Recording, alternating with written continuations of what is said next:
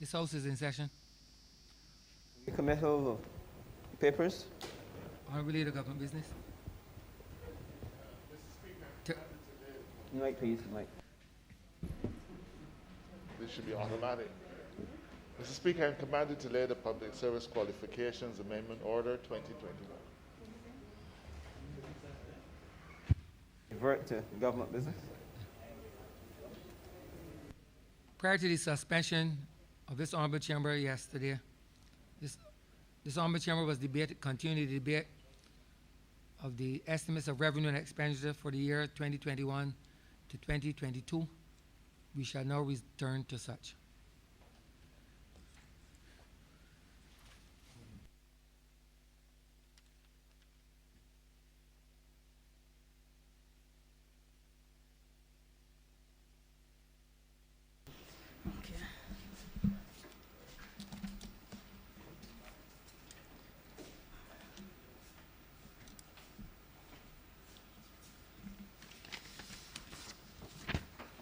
This House is now in Standing Finance Committee. Madam Chair, Head 82, Ministry of the Environment and National Beautification, in the amount of $39,690,227.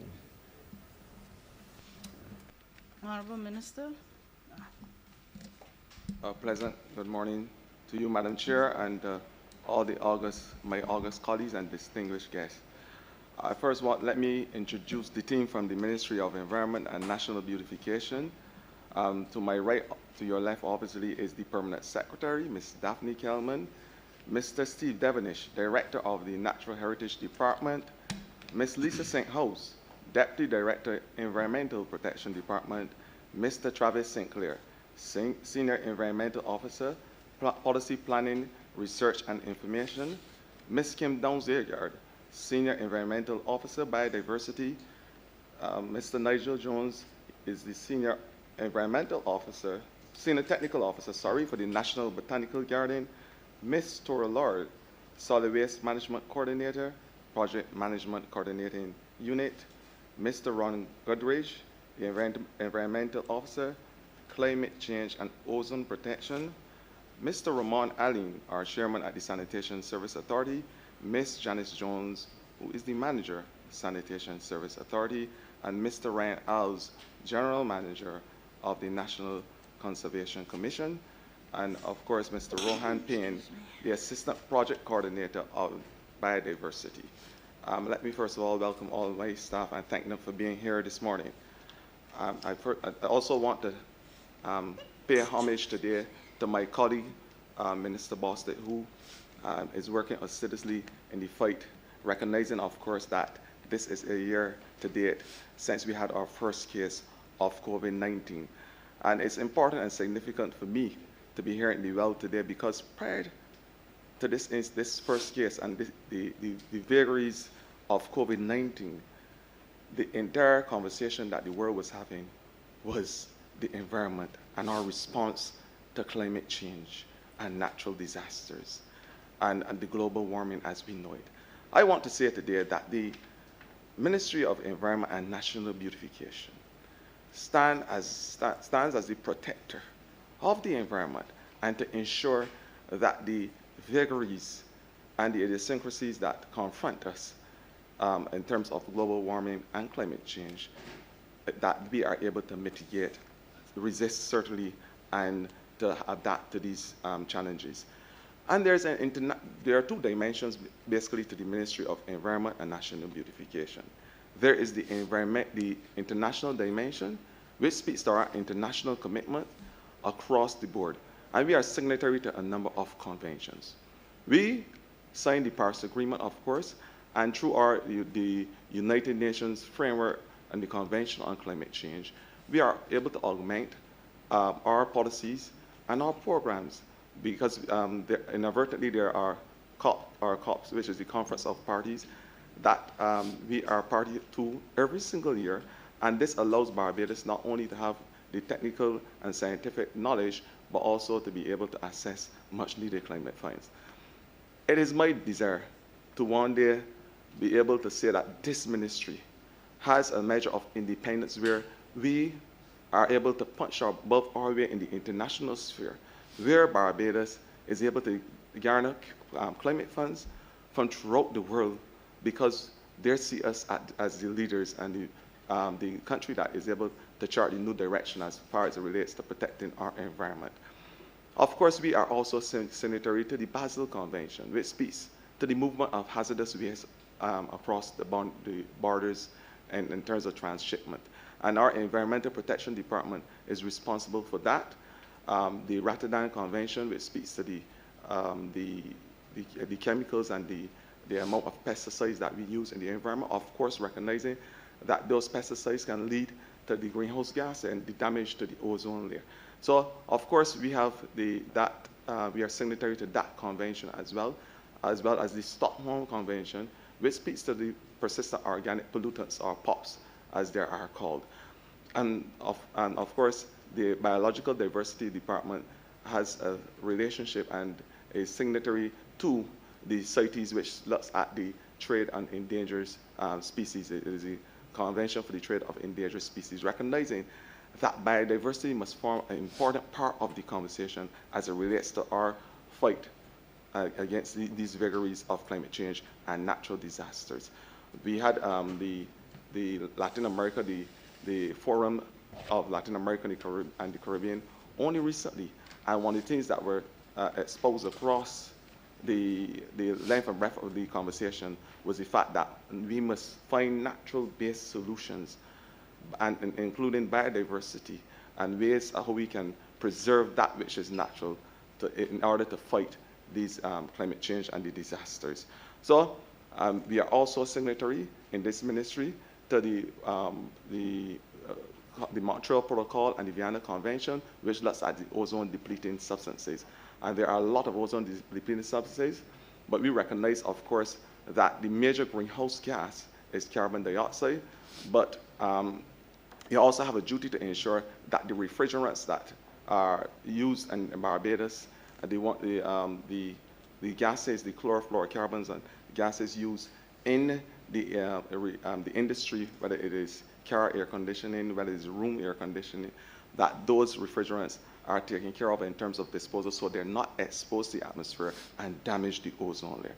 So from the international perspective, I'm saying that Barbados is doing very well, and we are ensuring that we have a voice and a space as it relates to protecting our environment and to ensure that we are able to commit to our Paris Agreement by ensuring that our temperatures remain less than 1.2 degrees Celsius. And we are working tirelessly to ensure that this happens. We are already in preparation to inform the COP26, which is going to be held later in this year, about our national determined contribution. And this has an interministerial connection because there are a lot of ministries that are involved in this whole fight in terms of reducing our carbon footprint. At the domestic level, and this is where it gets exciting for me, there is a new axis in this ministry that every single department hinges on in a circular way, and that is the Clean and Green Project. A project which basically will change the way of life and the aesthetics of Barbados. I am lucky to have in my ministry the Sanitation Service Department, which is responsible for cleaning the entire country. I believe that Barbados must be the cleanest country in the Western Hemisphere. And then, along with cleaning, we have the greening component. And the greening component speaks directly to an international trust to have trees as a part of the carbon sink. It is known, it is scientific knowledge that we have the forestry acts as a green carbon sink because it's able to take about 25% of the carbon dioxide from the atmosphere.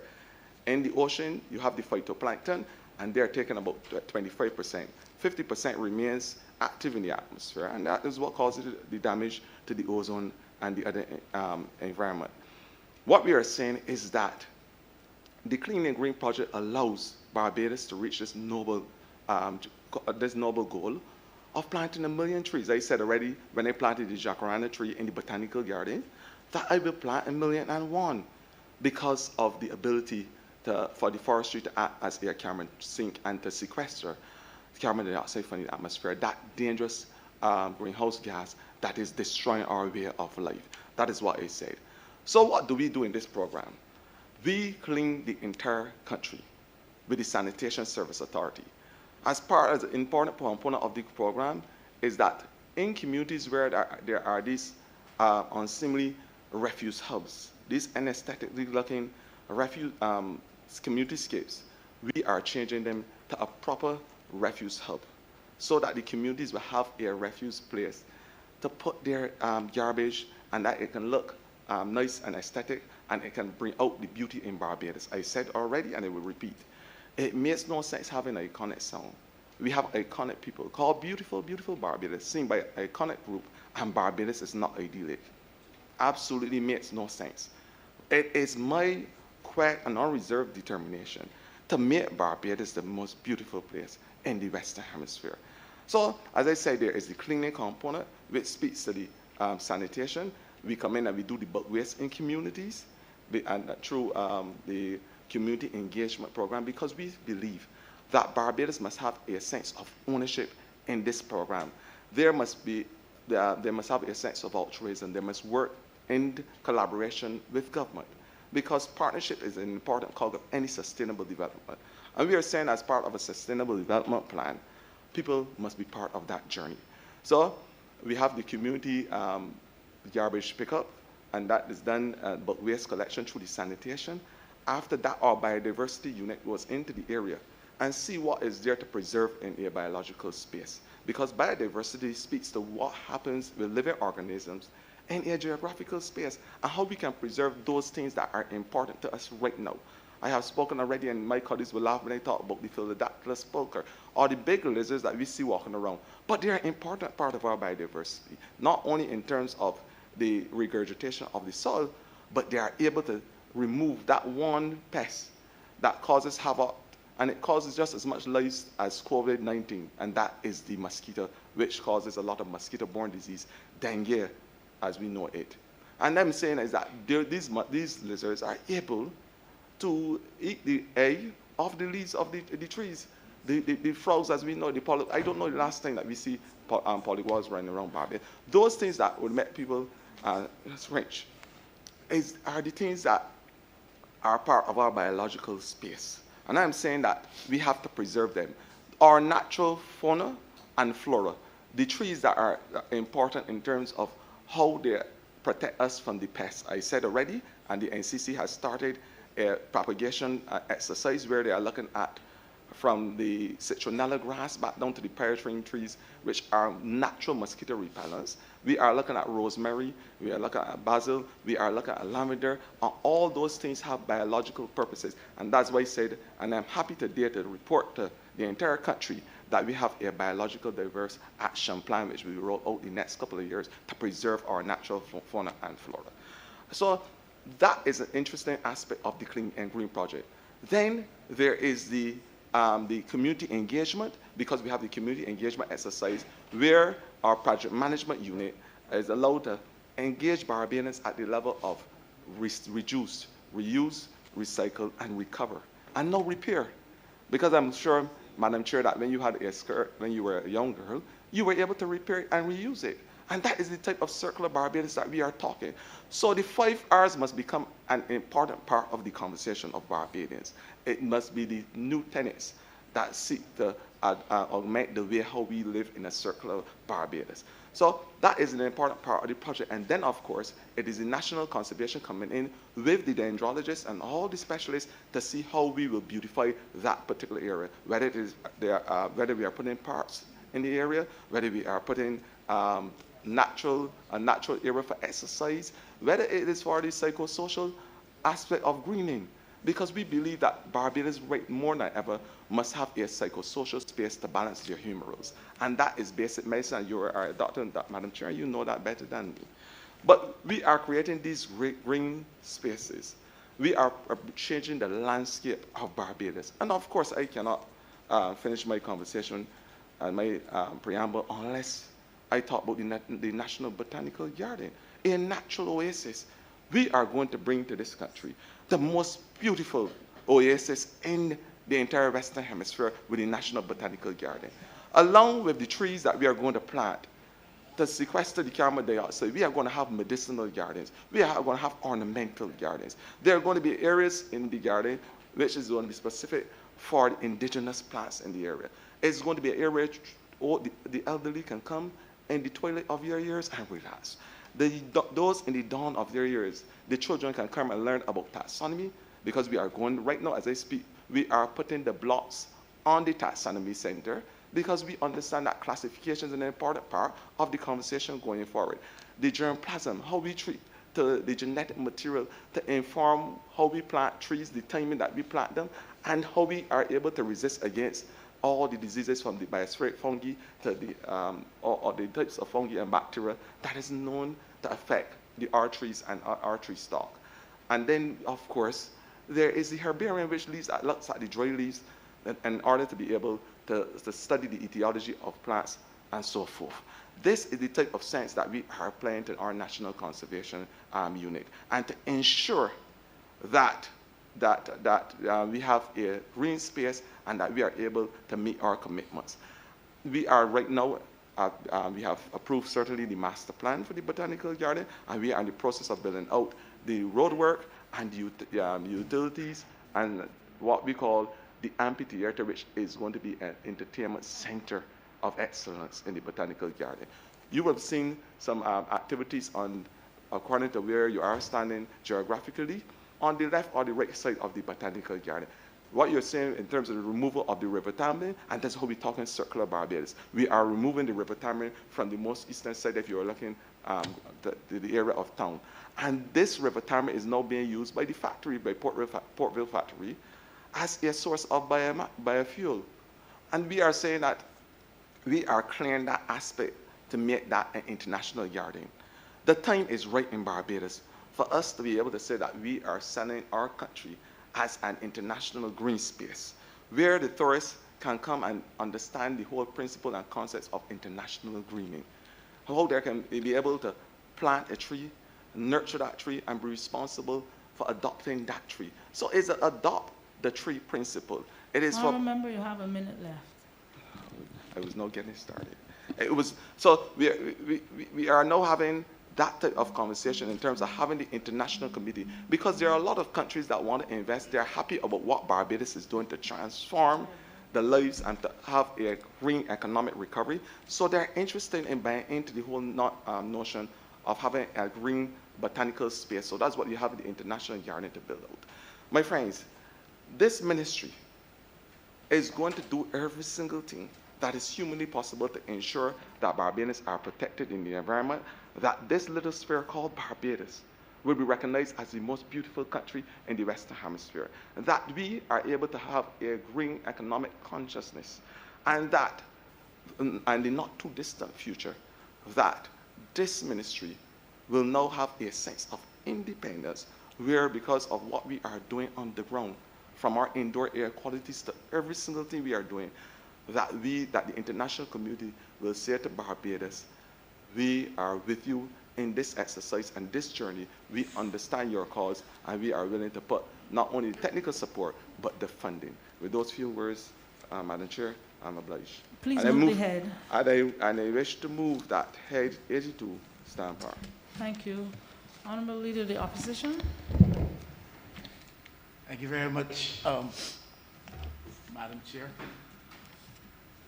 And I welcome the presentation of the Honourable Minister and the presence of esteemed support of him and the policies of the ministry as indicated in the estimates document. You know, I salute the minister for his obvious zeal. He was effusive in his enthusiasm and passion about this work. And I'm happy to see that. I trust that he can be sustained in that way. And he took a bit of time to present. I'm therefore not going to be that long. I'm going to get quickly to my questions, if you would, Madam Chair. He did say he intended to make the botanical gardens the best in the world, or the Western Hemisphere, or whatever. I've heard that before, and the last voice from whom I heard that is no longer speaking with any kind of zeal or enthusiasm on those matters. the Prime Minister didn't indicate the need or desire to plant 1 million trees. The last voice that spoke to those things said he would plant 2 million, and that voice is no longer heard. I noticed that the minister was a bit more conservative. He's going to plant just 1,000,001, so he should be able to survive. Having said that, Madam Speaker, let me get serious now and say a couple of things. Now, I want to quote Madam Chair from the National Strategic Plan of Barbados 2005 to 2025, which in part says, under the goal of strengthening the physical infrastructure and preserving the environment at the same time, one of the objectives is to integrate environmental considerations into all aspects of national development, to integrate environmental considerations into all aspects of national development. It also says at 111, part of the objective is to promote sustainable land management practices. Bearing those two provisions in mind, I would like to ask the Minister to tell us, or perhaps his team or both, the extent to which he or they would be satisfied that planning approvals in Barbados give sufficient consideration to matters related to our biodiversity. The Minister talked a lot about biodiversity.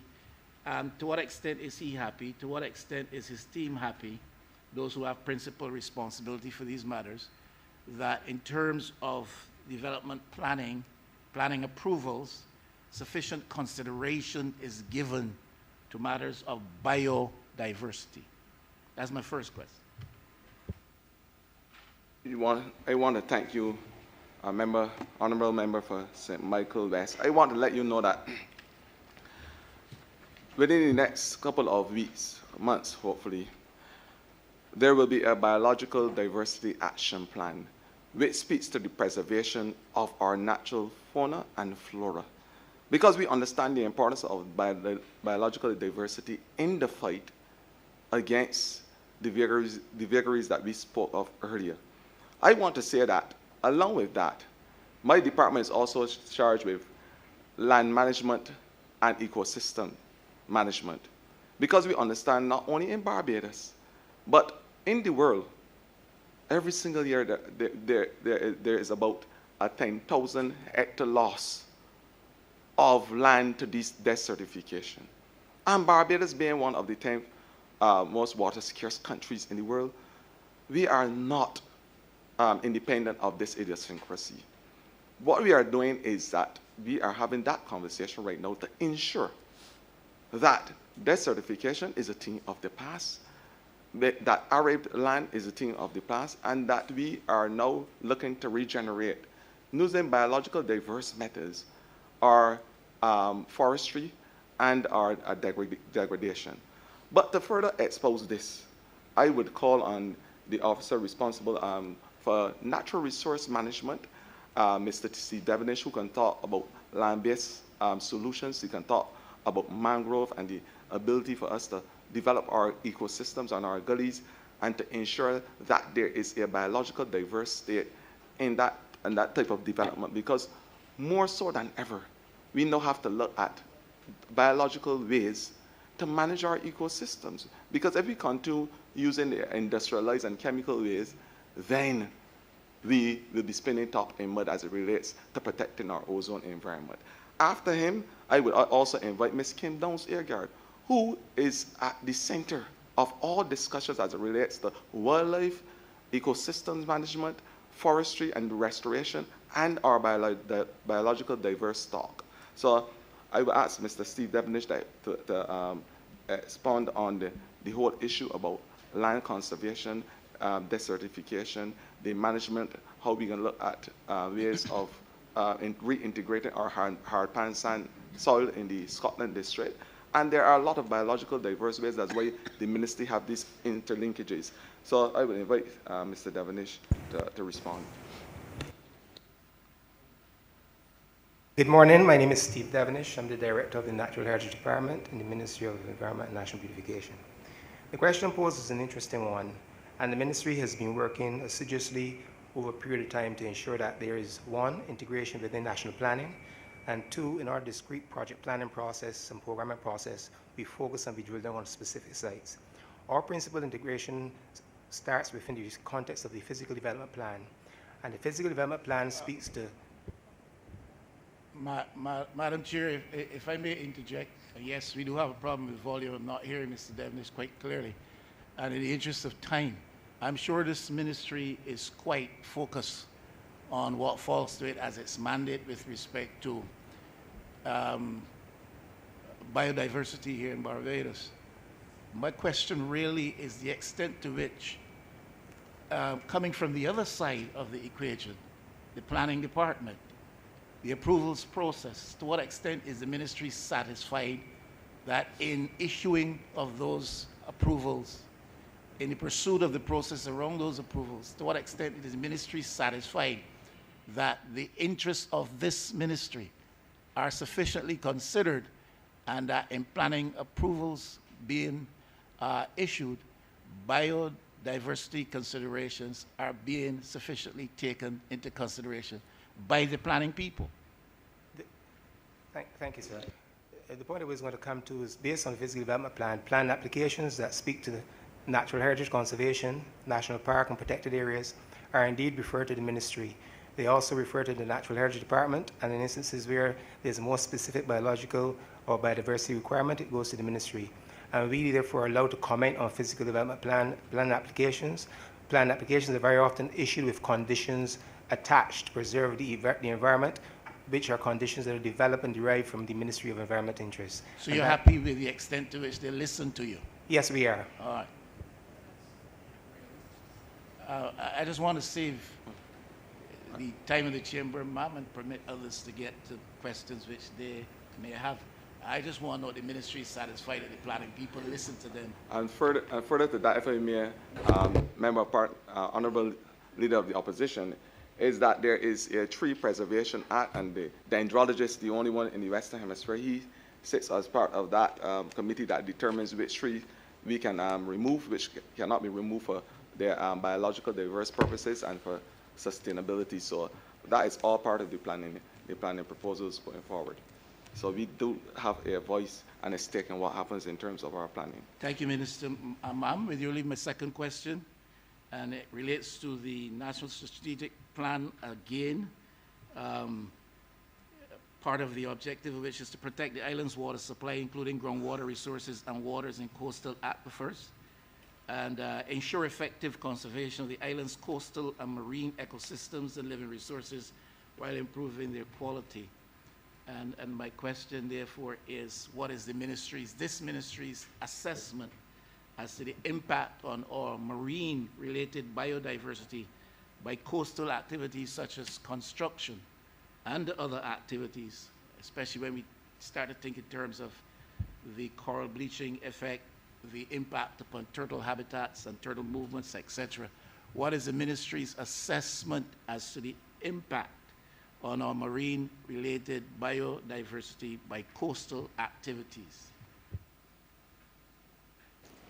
I would let Ms. Lisa, Ms. St. House from the Environmental Protection Department answer to that question, but I just want to let you know that our water supply, groundwater, our marine environment, that those supplies are constantly monitored by the Environmental Protection Department, ensuring that the levels of nitrates, phosphates, other persistent organic pollutants, that all those levels are controlled and come within the range that is acceptable, both in not only in the marine environment, but in our natural environment on land as well. So Ms. St. House will be able to respond to the other issues that you raised. Good morning, everyone. My name is Lisa Stenhouse, Acting Deputy Director for Environmental Protection Department. The government department that really takes the lead in terms of ensuring protection of the coastal environment in relation to construction is the Coastal Zone Management Unit. What I can say is that they are part of the group of government departments that are consulted by the Town and Country Development Planning Office, then they are coastal developments. So from that perspective, it is indeed considered with each application on the coast. Thank you. But does the department, I try to find out if the departments, the ministry and its agencies have any concerns as to anything that is happening in our coastal, in our marine environment as a result of any of the activities, reconstruction, tourism. Is there any concern of any significance that this ministry has? That really is a query. Okay, it seems to me that it's a perfect world out there and there are no concerns, and I'm not too sure that's the case. As I say, Honourable Member, the department that is responsible, the EPD, they do regular testing, and if there are any red flags raised, the corrective measures certainly will be put in place. But Ms. House, as she said just now, that there are no major issues in terms of what we are seeing, either in the marine environment. Our nitrates levels are below the 0.0097 millimoles of a liter or whatever they're supposed to be. We don't have any bacteria that is of any significance or any different in any other part of the world on our near shore on the coastal line. There is no concern as it relates to any phosphates inland. So we are pretty comfortable thus far with the levels that we are seeing in this country as it relates to those POPs or any other harmful chemical that you would. This, ma'am, is not my third question. This is just for clarification. I remember not too long ago in this very house, I raised the issue as to the possible negative impact, the extent to which it was a reality on our coastal waters of the presence of a large number of ships anchored off our coast during the early COVID period and the discharge of refuse and so forth into our waters. I remember that the minister responsible for maritime affairs and the blue economy was saying as well it was a concern of the ministry and that it would be looked into. And I don't know that we have had any further word on that. This is the type of thing that concerns me. I think the type of thing that will concern Barbadians. I am reassured to hear that it is a perfect world on our coastal environment as far as this ministry is concerned. But I really would like to know that the fears or apprehensions of Barbadians are totally allayed with respect to these matters. But I will press on. If the ministry says it is all fine, then it is all fine. My third question, ma'am, with your leave, and it has to do with the government's goal of having a fossil-free environment virtually by 2030, is it? Now, we have a fossil energy-dependent economy and way of life. Whether we talk about transportation, whether we talk about generation of electricity. But part of this ministry's remit is the area of refrigerants. And to a large extent, and this came very, very forcibly to my mind when we had the discussion about vaccines and our capacity to store and to use vaccines which required a certain temperature for storage. And we have a certain maximum capacity. But there's refrigerants, refrigeration, and other aspects of utility use in Barbados which are totally dependent upon fossil produced energies. And my query really has to do with the synchronization, the synergies between the policies outlined by this ministry and that goal of the government to move to this fossil-free environment, knowing that we have this high level of dependence on refrigerants, which is a part of this ministry's mandate. Honourable Member, I think that you would have graced yourself to pay rapt attention over the last couple of days to what was happening in the chamber, and you would have heard the Member of Parliament for St. James Central in his lucid presentation speak about what they're doing as a ministry to ensure that there is a reduction in fossil fuel by the year 2030. Our efforts to reduce our carbon footprint is interministerial. It is not one particular ministry, although the environment may be the focal point as it relates to our national determined contributions and what we are going to tell the world by 2030 as it relates to removing 1.5 billion tons or so from the environment. We have a lot of interministerial activities going on that will cause this to be realized. What is happening in energy in terms of the reduction in fossil fuel and the alternatives that we are being used, wind, whether it is wave or whether it is photovoltaic. That will take up a big chunk of the fossil fuels that we use as far as it relates to the change to those natural alternatives. We have in the Ministry of Maritime Affairs and the Blue Economy a trust to have the blue hydrogen, which is the green hydrogen, which speaks to the fact that you're now storing the battery storage will be from a natural photovoltaic or natural source, and the batteries last a little longer. And then there is the whole interest in the debt for nature swaps. That is that particular ministry. In our ministry, we look to control indoor and outdoor air quality by our EPD department, ensure that in every single sphere, including the August chamber that you are in, that the levels of carbon dioxide certainly don't go past the 400 parts per million as the recommended or the allowed level. We are ensuring in this ministry that we do everything, and that's why I say the planting of 1 million trees will act as an important carbon sink, because that is able, over the period of time, to extract from the environment 48 million pounds of carbon dioxide. So, based on the collective trust of every single ministry in Barbados that works alongside, and the Ministry of Agriculture, because when they plant the hedgerow to protect their land from erosion, that is also forming a part of the tree planting drive and in terms of carbon sequestration. To talk about, so from that perspective, we are working and we believe that we can achieve this goal as a small island developing state and as a leader in terms of how we treat our reduction of our carbon footprint. In terms of the refrigerants, and you're speaking specifically about the hydrofluorocarbons, we have now bring our refrigerants in line to the international standard according to the Montreal Protocol and the Vienna Convention, which looks at the action plan. Barbados became signatory to that convention, and so far we have been able to keep a tight rein on all the activities in Barbados, because there is a small group of companies involved in the whole refrigeration aspect of that type of industry. So we are able to have quite good and tight control over the activities in that area.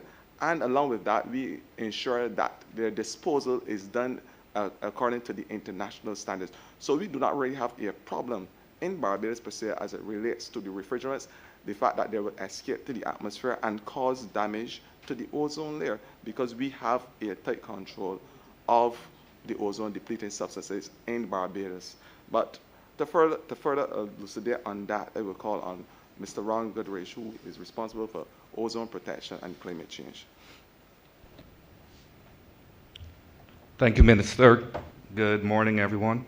Thank the Leader of the Opposition for the question. My name is Ron Goodrich, Environmental Officer at the Ministry of Environment and National Beautification. Yes, indeed, the Ministry, in association with the Customs Department and the Department of Commerce and Consumer Affairs, would have established a licensing system for the trade in Barbados of hydrochlorofluorocarbons as well as hydrofluorocarbons. Barbados is mandated to phase out the use of hydrochlorofluorocarbons by 2030, and we are on the way. There's a quota system established for the importers of these refrigerant gases, and every year that quota is reduced so that by 2030 we should have zero importation of harmful hydrochlorofluorocarbons. We have had training sessions for the Refrigeration Association and the technicians in Barbados. There are some alternatives that are available to the sector to use. We are transitioning to more climate-friendly, more energy-efficient, more ozone-friendly alternatives of some of these refrigerant gases, and the uptake in the industry has been good. We have partnered also with the Samuel Chapman Prescott Polytechnic and their training program there, and we provide equipment as well as a scholarship to those students who qualify at the Samuel Jackman Prescott Institute of Technology annually. It covers their tuition, and that's how we have at the ministry tried to meet our obligations as it relates to the Vienna Convention on the protection of the ozone layer and the Montreal Protocol on substances that deplete the ozone layer. Thank you. If I may further to that, I think the time is right for a scientist in Barbados, because we're talking about the creative imagination of our people and the abilities of our people, and the fact that we have partnered with the Polytechnic. But at post-2030, this world now have to come to grips with a new substance, a new chemical that will be able to do the same thing as the honourable member of the opposition asked. Will be able to to form part of the cold chain, which is 70 degrees or 80 degrees Celsius as it relates to being able to store certain vaccines. And that is an important question, because I believe the time is right now for a Barbadian to be able to say, we are going to stabilize the hydrofluoroethylene or those new products that are coming on the market that will form part of the cold chain going forward. And the challenge is there for Barbadians to do it, because we believe we have that ingenuity and that DNA that we can say to the rest of the world, here Barbadian has discovered the new substance that will replace the hydrofluorocarbons. And that is the type of conversation we are having with Polytechnic and those chemists at the university. So I think we are on the right path as it relates to ensuring that Barbados has a space, a voice, and a face in the international sphere. Thank you, Honourable Member. Honourable Member for St. James Central. I'm much obliged to you, ma'am. Permit me to begin by congratulating the Honourable Member also for his very obvious passion and pleasure in the execution of the day-to-day responsibility of his ministerial portfolio. I have told him in private that which now I say in public, ma'am, that I have never before in what is now the beginning of my 18th year as a legislator in Barbados seen the kind of zeal that the Honourable Member brings to the issues relating to the environment, and I can only wish him the very best. I, ma'am, feel that there are two audiences, and I know the Honourable Leader of the Opposition has been on the precincts of these chambers sufficiently long that he too knows that there are two audiences, and carefully structured questions that take us down the road of hydrofluorocarbons, etc. Perhaps while they engage the passion of the minister, do not necessarily resonate with the general public as easily. And it is very important, I think, ma'am, for the general public not to be led down the road only of hydrofluorocarbons, but for the general public to be given an opportunity to hear the minister on some of the excellent aspects of his work in 6 short months. Work, ma'am, that touches all of us on a day-to-day basis as Barbadians, having a concern for the communities that we live in, and touches all of us as members of Parliament, having a concern to represent the best interests and the comfort of those people in the communities and the people, ma'am, who sent us to this place. So my question, therefore, ma'am, brings us in a position to a point where the rubber meets the road on the bread and butter issues of parliamentary representation. I want, ma'am, to engage the minister on matters, for example, relating to the teams of workers that I see on the ground in the parish of St. James, and more particularly, ma'am, in the constituency of St. James Central. I've seen it in my constituency, ma'am, includes a part of the parish of St. Thomas. And so I must say as well, I've seen it in the parish of St. Thomas as well. I see workers, ma'am, on the ground making sure that there is debushing being done. I've seen the debushing firsthand, ma'am, in areas like Seaview and in Holders Hill, etc. And I know for a fact, ma'am, that it has contributed to employment in circumstances where even despite the ravages, the best efforts of the, even despite the best efforts of the government, the ravages of the COVID-19 pandemic has caused dislocation. So it has not only helped us in terms of the environmental aspects and the beauty and comfort of the people living in the parish and in the community, but ma'am, more importantly, it has helped us to offset and mitigate the impact of unemployment.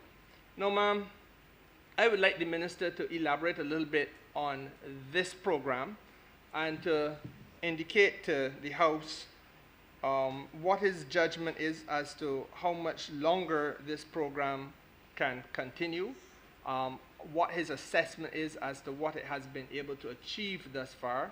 That is my first question. And I also link into that, ma'am, the desirability. I want him to comment on what I have as a personal desire to see or have access to more skips, because the work that the government, through this minister, has been able to achieve, ma'am, has led to others saying, look, we too want to play our part. And I have gotten calls from people saying, look, the community is going to do a cleanup, but what we want a little help with is to get skips. We want to be able to put the cuttings and so on and the clippings, gather them and put them aside so that they can be collected at an appropriate stage by the appropriate authorities. Access to those things, ma'am, like skips, are very important because we want to help people to help themselves. I hear and I understand, and I do not for a moment deprecate or depreciate the importance of a conversation about hydrofluorocarbons. But frankly, ma'am, nobody in the campaign spoke to me about hydrofluorocarbons. They did speak to me, though, about the quality of their community and the comfort of the community that they live in. And I feel we need to give the minister a chance to speak to that as well. Thank you, Honourable Member for St. James Central. I know that you know better than most persons that all politics are local politics. And I know that you will allow me to locate my conversation today to something which is also dear to me as a constituency representative, and that is the National Cleanup Program. What you're seeing across Barbados is a national cleanup that has never been seen or imagined by any government post-adult suffrage, being frankly and brutally honest. This program seeks to beautify, as I said before, Barbados must be the most beautiful place. Beautify entire communities. So whether it is the roadways, whether it is lands that are being, and I want to say it today, and I'm glad you give me the opportunity to talk on this, that coming soon will be legislation that will be dealing with disuse or idle land. There's no idle land in Barbados. I believe that idle land is owned by idle people who don't understand the idealists of Barbados. That's the honest truth. And I think that now is ripe for us to start having that conversation with Barbadians as it relates to protecting the land which they own and ensuring that there is a level of aesthetics in Barbados. And so we will be bringing legislation to enforce and to ensure that landowners take care of their property. We have a unit in my ministry that will be responsible for assessing these lands, these disused lands. And hopefully with the ticketing system and the paper is at the Attorney General's office as I speak, where if government has to remediate, that we will be able to be compensated. I have had enough talking on this issue. The time for talk is over. This is the action plan now, not the plan of action. And I'm saying that Barbadians are duty-bound to take care and have pride in their properties. But the National Cleanup Program marries itself to the whole notion, as you spoke to the skips and things, of the Clean and Green project. In my nascency at the ministry, I had an epiphany that spoke to the fact how beautiful Barbados should be. And so I brought to bear a project which embodies the entire concept of cleaning and greening. These skips that you talk about, and we are having a problem with community skips. That's why I say they will be replaced by community refuse hubs with doors that can open up, that are painted in bright, nice colors that communities can appreciate and have a psychological sense of understanding what we are doing. And that they can have a tangible step because they can come out and see it as a project and help paint these hubs and be a part of it. We are going a little bit further, Honourable Member, because we are going to be having bulk waste collections in every single community across Barbados. We have started this project in 7 communities with most of the backbenchers thus far, and they can speak limpidly about the response to the community and the transformation this Clean and Green project has made to the communities and the expression of interest across Barbados as it relates to beautifying biological conservation, ecosystems management, because that is all part of this cleaning exercise. But Barbadians have to walk with us in the journey side by side, not in front or behind, but side by side, because partnerships must become an important part of this conversation. You can't have sustainable development unless there are partnerships with communities. So in the same way you are saying that the community in your constituency may need a skip, the government is going a little further. We are saying not only will we ensure that you have a refuse hub, but we are ensuring that we have the skips as well. Prior to 2018, and I must say this, even if I catch glottal fry, prior to 2018, the Sanitation Service Department had 12 trucks. 12, a dozen. When we're talking about POPs, persistent organic pollutants, we talk about dirty dozen too. A dozen. And I will ensure that you have more than, that we service more than the 11 parishes. They may go to a dozen too.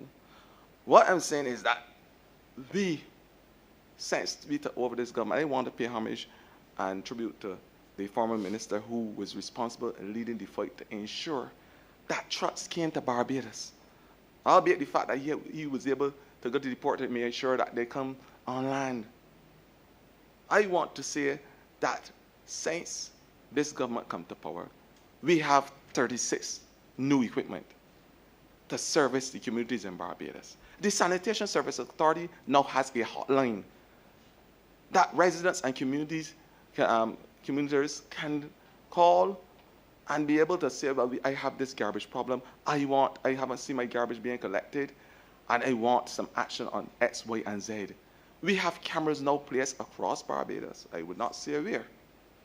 It will remain clandestine. So, and there's a program called The Minister is Watching. I say I'm not a voyeur. But I will be able to see those persons and this ministry who continue to disregard the principles of keeping Barbados clean and the whole notion of cleaning and greening. So, in the communities, we have the trucks now to service each and every community. We have a hotline. We are working with a program now so every single person who understands WhatsApp and internet and all those things can go and with the press of a button know when the trucks are coming to your area. This is the type of interventions we have made since coming to power and to governance. And I want to say that in this, the Sanitation Service Authority, I opened up the recreational hall only a couple of months ago, sorry, a couple of weeks ago, because it was after the lockdown. And because when I first visited that institution, I was embarrassed at the state of the recreational facilities. And I want to say a heartfelt thanks to all members of the Sanitation Service Authority today, because they are the frontline workers who are out there in the fight with the communities against the spread of these mosquito-borne and other vector-borne illnesses. And they are the front line to collect garbage when persons are at their home being quarantined from COVID. And I have to pay homage to them today for a job well done. But the same thing that we are paying homage and we are paying appreciation for their good work, I want to say that we have to treat them good too. And so I was able to spend $160,000 or so to refurbish a hall, which is clean. It has all the provisions for recreation so that the guys at the sanitation can have a Honourable place member, you're moving to away a eat. little bit from the question. If we could I'm bring it back in. I'm trying to land and saying I bring it local. So what I'm saying, all those things to say that this government will provide the community refuse house. We have skips now available because we are no longer squandering the public's finances. And I would like, I would invite the chairman of the sanitation to speak to other things, because right now we are in conversations with ICBL about having the insurance, medical insurance. I can go on and speak a whole day. No time Please is limited. don't. If we could have the chairman continue Yes, the and question. I can talk about the arms that we can put on the trucks to stop persons from being exposed to physiological damage that you will have to work harder as a doctor. But the chairman will speak on those things. Thank you so much.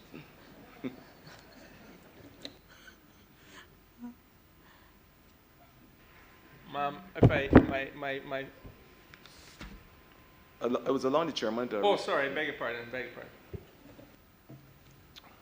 Good morning. I am Ramon Ali, Chairman of the Sanitation Service Authority. In line with what the Minister would have indicated, there's been a focus on first taking care of our workers. It included the recreation hall. I can actually update him and you today to say that that health insurance that he referenced will be signed off on today.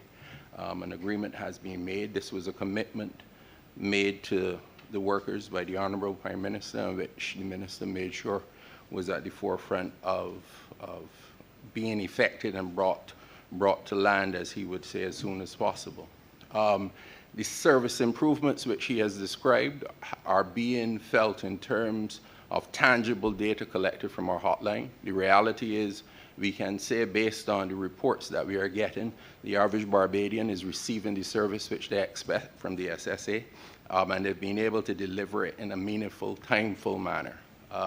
The reality is that there is a plan in terms of the authority to totally revamp our service offering and carry it to new levels in terms of what would be the expectations.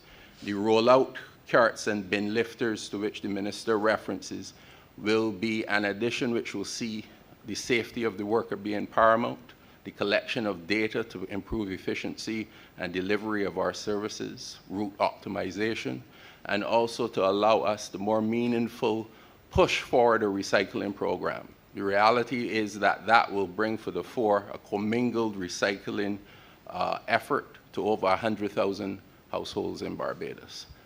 So the SSA is focused in relation of delivering an improved and efficient service.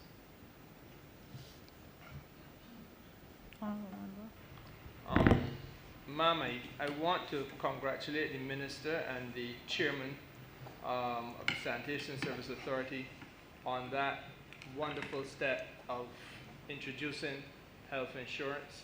I believe it is historical and groundbreaking, ma'am. It is an idea whose time has come. So I entirely support it and congratulate them for this step. I, as recently as a couple days ago in my own presentation, emphasized the importance of dignity for workers, and so therefore I believe this is a wonderful thing. Equally, ma'am, the question of pride in the community that the Minister spoke to is something that I obviously endorse, and that is the reason why I led the question, because I think this is where the conversation has to go. Now, if there's a missing link in the answer from the Minister, it is perhaps how do we access these skips, because I want to be clear, is the Minister saying that there are now skips available? And if so, when he answers, could he bring some certainty to that question? And equally, if so, how best do interested citizens, and I'm sure they are not only located in the constituency of St. James Central, how do people access these skips easily? The other question I want to raise is the issue of the beaches. As I understand it, Minister, your ministry carries responsibility for the matters relating to the cleanliness of the beaches in Barbados. And I think the matters relating to vending on the beaches in Barbados also lies with your ministry. Am I correct in that regard? You are. Good. Now, I must say to you, as a minister responsible for business, that I have some concerns. The issue of where we are in terms of employment in Barbados, linked as it is to the challenges presented to this country by COVID-19, must be top of mind for all of us as Barbadians. I am not going to engage where the leader of the opposition went yesterday when he sought to question an unemployment figure, because we all know that the consequences of COVID have been dislocation, and therefore there's going to be some fluctuation as a result of this pandemic's impact on Barbados. That is basic common sense. But the solutions, ma'am, for people who are trying now to hold body and soul together and hold households together. As I said, for me, these are bread and butter issues. I'm not in here to talk about hydrofluorocarbons today. I am here, ma'am, to try to understand how we can help people who lost a job to be able to make ends meet. And if there is opportunity available, not just on the land space, but on the beach side as well, ma'am, once tourism starts to kick back in, we have to factor into the equation how best we can accommodate people there.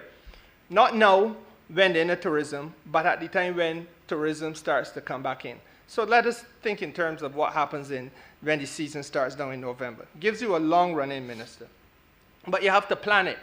And my concern is this, that there has to be an opportunity for Barbadians to understand who determines the amount of people who can be beach vendors, and how are those numbers distributed.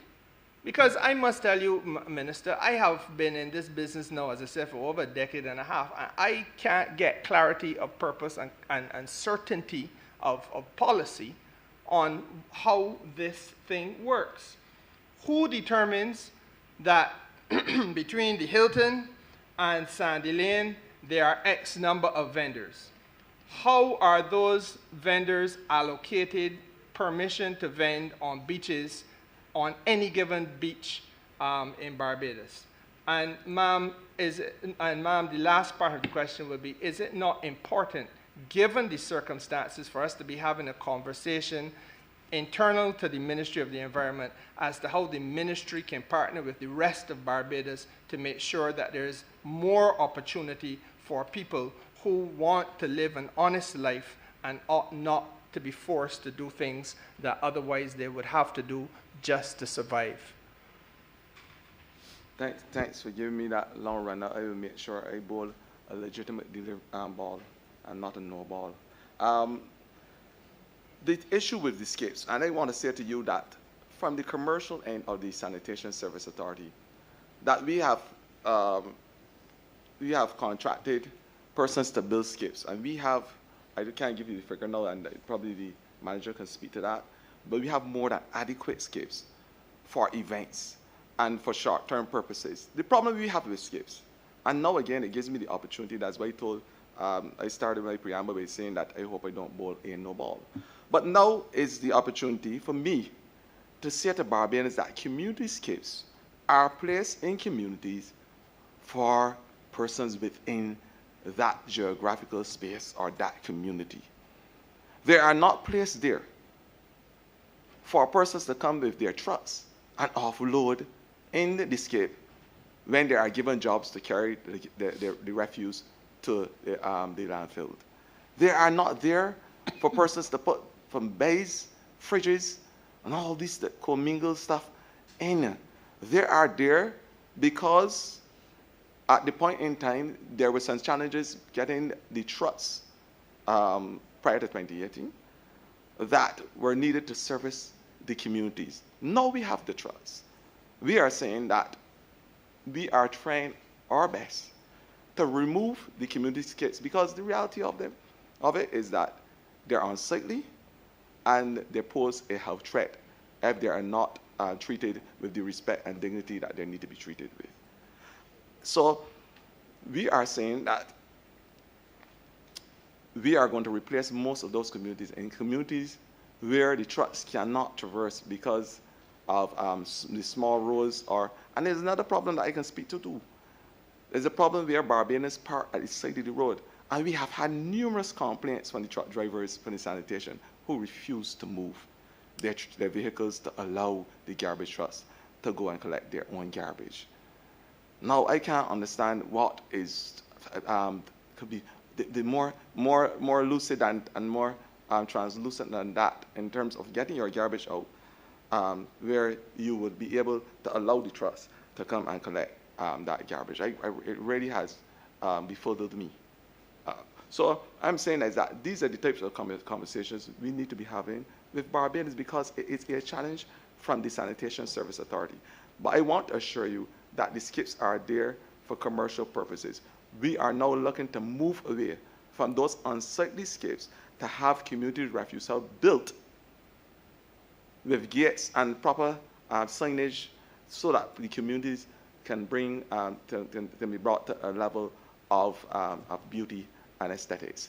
That is what we are doing from that perspective. Minister, before you move on, what about the skips within the parks? I have 2 major parks in my constituency, and it seems that the skips are always overflowing with garbage, and the pickup is not as often as I would like it to be.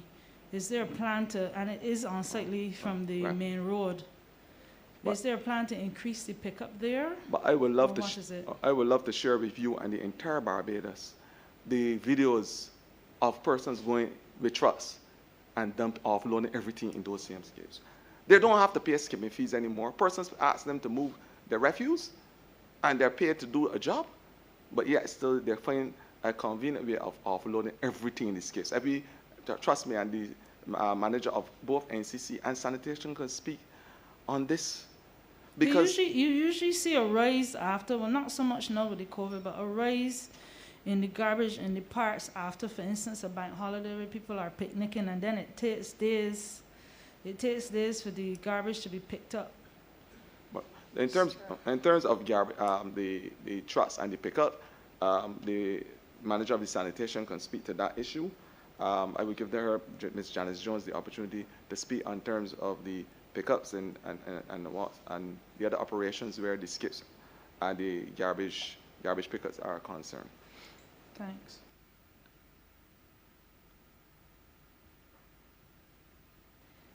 Good morning, Janice Jones, Manager Sanitation Service Authority. With respect to the skips that are in parks, that is the responsibility for the National Conservation Commission. Sanitation Service Authority, we deal with skips that we have placed in particular communities. And the reason that we would have placed those skips in communities because of the unsightliness in the area.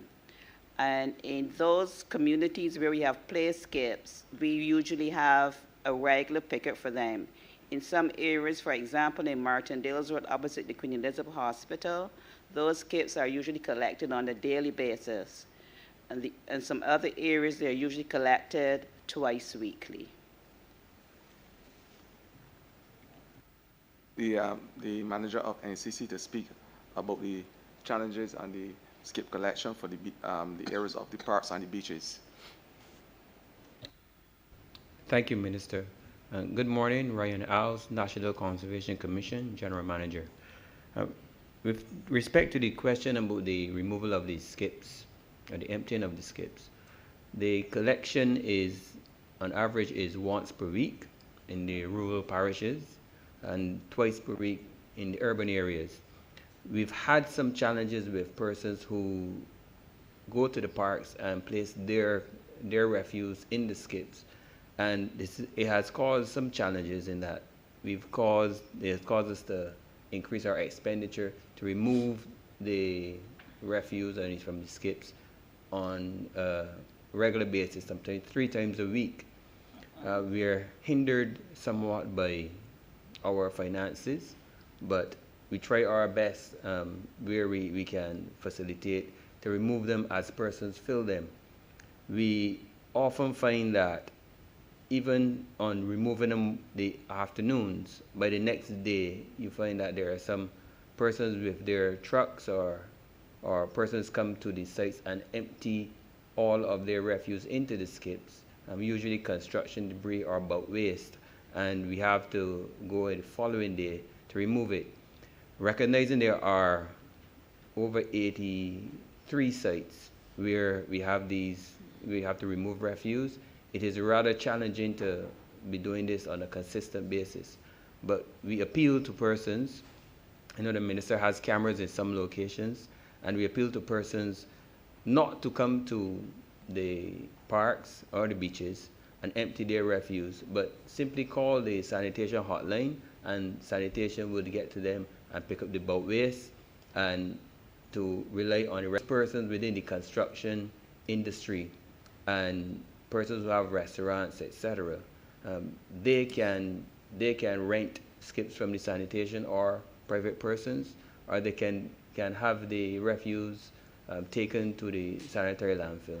It really is an inconvenience to the public that the areas within the parks which they come to recreate and relax, that persons come and dump their refuse there.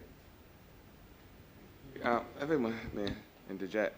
The reality is this: we will lose the fight, and I don't intend to, in terms of refuse collection and how we treat the garbage disposal in Barbados, unless there is buy-in, as the Member of Parliament rightfully said for St. James Central, unless there is buy-in and an acceptance and a psychological paradigm from Barbadians as it relates to how they dispose of their garbage, as it relates to the sensitivity to our ecosystems and our biological diversity. Unless we come full front in terms of how we deal with these things, then we will always be playing catch-up cricket. And I know the Member of Parliament of St. James Central, as a good fast bowler, knows better than that. So we are going to ensure that we educate the public, that we have provisions so that there will be brought along the journey with us. And this journey, trust me, is a journey that is worth every single sinew of not only the ministry, but every single Barbadian. But to talk, because we are talking about skids, we are talking about putting garbage in skids. But we have to now have a wider conversation about reducing, reusing, recycle, recovery, and repair. And that is where I'm inviting the project management unit, because this conversation is a circular one, where she will have the conversation with Barbadians about the 5 R's, which are the 5 basic tenets of garbage disposal in terms, because if we reduce, there will be no need for have all these skips. If we are able to recycle and reuse in our homes, then there's less going to the landfill. It is common knowledge that China and Japan and all those places are reducing the amount of refuse that they're taking from other countries. So it's high time that we now start speaking about integrated solid waste management and waste energy. And the best person to speak on this is the person who is in charge of the project management coordinating unit, Ms. Honourable.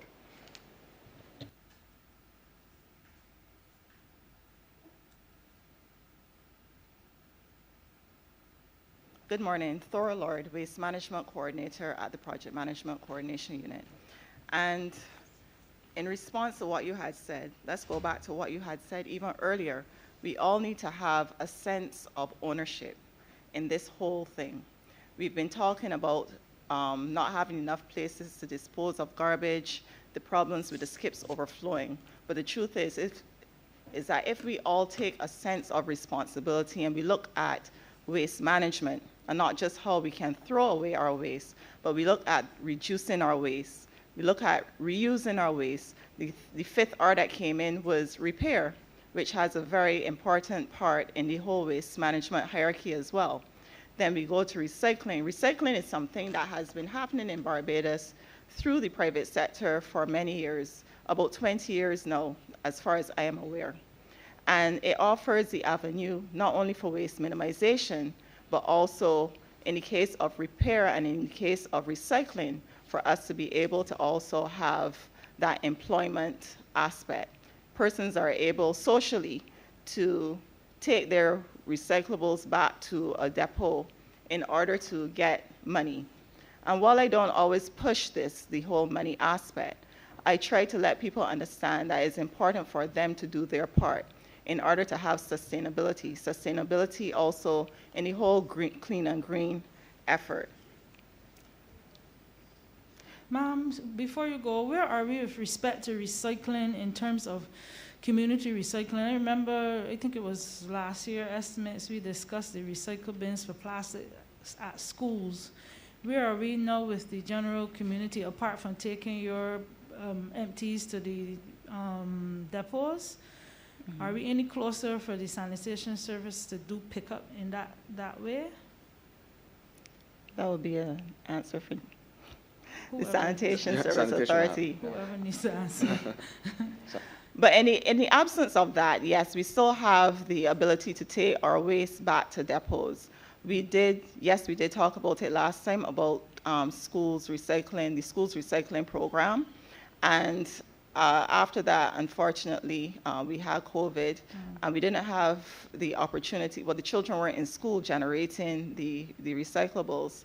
After that, we had term 1, and it still stands. Those schools still have the bins so that they're able to participate in the program, and the recycler is still going out to the schools. So that is still very much in progress. But with respect to having bins in communities, that would be a question for the SSA. I'm not sure if that is what we're looking at right now, but even with the absence of that, there is still an avenue for you to get your recyclables out.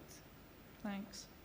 Yeah, manager of sanitation to answer that, a reference to the double unit trucks that I think that we have 2 already, but she can answer. Yes, good morning. Janice Jones, manager of sanitation. With respect to recycling in Barbados, there's really no all we do is we remove the recyclables from the garbage. There are no manufacturing of recyclables in Barbados. All we really do in terms of recycling is we remove the materials from the garbage unit, and then they are sent to other areas. For example, Bees Recycling in St. Thomas. If you go to Bees Recycling, you would see a whole mountain of stuff which they have taken from the garbage. But there's no market right now for recyclables, since a lot of the countries now has reduced the importation of garbage, of the recyclables. SBRC, our transfer station, they are supposed to take the recyclables from when the garbage goes to the transfer station. But then again, there's really no market. What SBRC does is they will make compost from the green waste and whatever. And in that regard, there's really no market for it. So what you have was a stockpile of materials sitting there. The last fire that was at SBRC was a result of the compost just sitting out there on the stand. And with the heat, they had the fire. So until there is a really manufacturing of recyclables, we are just moving the recyclables from one area of Barbados and placing it in another area of Barbados. Say that there's an integrated solid waste management plan that is coming pretty soon. And this will speak because we now have to look at, as I say, China, Japan, and those areas are not taking the recyclables as they're used to. We in Barbados now have to look and see how we can integrate those things and recycle them in a circular Barbados as we know it. And there need to be a conversation because out of every single ton of garbage, we can create three jobs from this whole industry. Out of every single ton, we can create 3 to 5 jobs. And I'm saying that is now the conversation and the stage of the stage that Barbados is in terms of our our decisions and our conversations with persons is to have the re-energizing of the cottage industry, the industry that allows persons to use their creativity with recyclables and to come up with new niche markets. And I think that that's where me and the Member of Parliament of St. James Central can really partner, as he's the minister responsible for micro, small, and medium business and enterprises. So that is the conversation that we'll be having, and that's the direction this ministry will be going, because it's important that we are able to see Barbados in a circular way.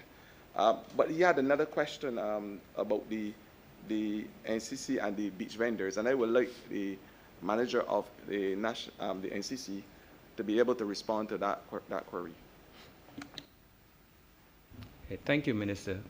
With reference to the applications, persons apply to the NCC and applications are reviewed based on the location that persons identify they wish to participate in the vending activity. Note carefully that it's a matter of carrying capacity. All persons would like to go to the hotspots, which should be Oistins, Bay Gardens, Dover, Rockley, Carlisle Bay.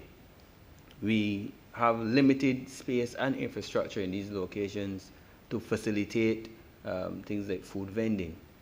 What we encourage is for persons to look at alternative locations where we may have some infrastructure. But the reality is that the infrastructure overall along the tourist belt is lacking based on the numbers that we get in for the applications. Areas that we may have to develop could be areas like Fitz Village, Haywoods, some areas along Bay Street, but these areas would have to be under the control of the National Conservation Commission, and we must have the requisite funds to develop these places to provide the necessary bathroom facilities, restroom areas for not only the patrons, but the vendors and the staff that we will have to put there. So we would like to expand to some of these areas as long as we can get the capital to develop the areas, because if we are going to encourage persons to provide vending services, we must provide the requisite infrastructure for them to do it properly, so that we offer a quality product to the public. And further to that, what we really and truly have to do as a government is, because this involves not only the Ministry of Environment, but the Ministry of Blue Economy and the Ministry of Micro, Small and Business Enterprise as well, because collectively we now have to look to ensure that, along with what the General Manager spoke about in terms of the infrastructure and the training, that there's biological conservation, there's marine conservation, and that certain areas are earmarked, but training for persons operating all across Barbados, including beaches, must become an important part of this conversation going forward, because the National Training Initiative, they have done an excellent job with the beach monitors that we have at the beach post-COVID, and I want to say that this type of training is no more than needed to help augment what we are doing as not only for our locals, but to be part of touristic product and exercise. So I think that the time is now right and ready for we to have this type of discussions. If I may, ma'am, I want to, before I just make my last, proffer my last question, just say to Mr. Alves and to you, Minister, that I entirely support the idea of expansion of facilities and infrastructure. You would have heard me on Monday speak to this issue with regard to land-based vending as opposed to beach vending. But the facilities have to be made available if our people are going to be given the opportunity for entrepreneurship. So as far as I'm concerned, I say to you that which I've said to my colleagues, plural, in the Ministry of Agriculture, that we have to reconstruct the whole concept surrounding vending. I am happy to say that the two honourable members who hold ministerial portfolios in agriculture are entirely on board with me in that regard, and I, Minister, will undertake to sit with you, especially given the fact that Mr. Alves has recognized, and rightly so, that one of the areas we should be looking at is Fitzvillage and St. James. The esplanade there, ma'am, has been allowed to run to ruin over the last 10 years. It is an esplanade that once had seats but now has none. It is a disgrace and an eyesore, and it has to be corrected, not just for the purpose of vending opportunities, but it has to be corrected for the purpose of recreation for our people. If we put Barbadians first, then the tourists will follow, because they want to go where we go. They want to do what we do. They want to experience our culture. But if we deprive our people of some of the basic infrastructure, even that which they once had, then, ma'am, we're walking backwards in time. My last question, ma'am, turns on the question on the issue of beach access maintenance. And I must ask this question as a representative of a coastal community. And I think if I was to just think of one off the top of my head, that which is, for example, right next to Tamarind Cove Hotel. And I'll describe it for you. It slopes downhill towards the beach. There are some trees in the neighboring area which have given some trouble because of the fact that the roots tend to damage the walkway. But we're talking about a narrow slither of land space that seems not to be able to be maintained. And all too often we have beach accesses which are either too poorly lit to be safe on evenings, too badly maintained to be utilized by persons who are relatively or reasonably able-bodied, let alone those persons who are physically challenged. You would have seen on CBC very recently a constituent of mine who had to explain the personal sense of indignity to have to be lifted and tugged and pulled just to be able to visit the beach. And we got to correct these things, Minister. I genuinely feel that the issue of beach access is not a tourism thing. It is a Barbadian thing. Our people, the beach belong to we, and our people got to be able to access the beaches. And we have, therefore, to leave no stone unturned, in my judgment, to be able to make sure that this is a thing that no longer is a humbug to those persons, not only who live in coastal communities, but may I say as well, persons who are inland. The Honourable Member for St. Thomas would tell you that there are a lot of folks from St. Thomas who frequent the beaches in St. James, and they can't get access either. So it is a humbug that we just can't take for granted. We have to correct this, Minister. I want to say you're speaking to the converted. I will let Mr. Al speak to the beach access issue. Thank you, Minister. The beach access concerns are one that it has varying solutions, but the main solution is access to land. A lot of the accesses along the west coast are very small because we do not have a lot of land space owned by the Crown along the west coast. And with reference to the Crystal Cove, I think the access you're referring to is Crystal Cove, where we have several trees along that access, large trees close to houses, etc., that grow and crack the pathways on a yearly basis. As they're paved, they're cracked, and it is difficult sometimes for us to have a program of maintaining these accesses, especially when we cannot get into these spaces to rectify the problem, which would be to remove the trees that are causing the problem. And these trees also cause undermining of the walls adjacent to accesses, and we have to work along with the landowners to try to make the area a lot safer than it is right now. The larger issue, as I said, is the access to the land to get to the beach. We've had several challenges along the beaches, not only with the access for recreation, but access for safety.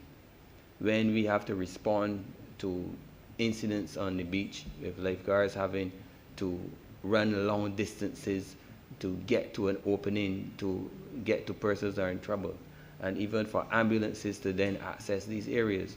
So there is a larger issue here of safety on getting to these beaches. We try our best to maintain where we can, and we have a beach access report that is going to our board shortly with the improvements that we are going to recommend. A lot of it would hinge on accessing property and or acquiring property, but at the board level, they will make determinations and direct the management accordingly to who to consult with the minister and other ministries.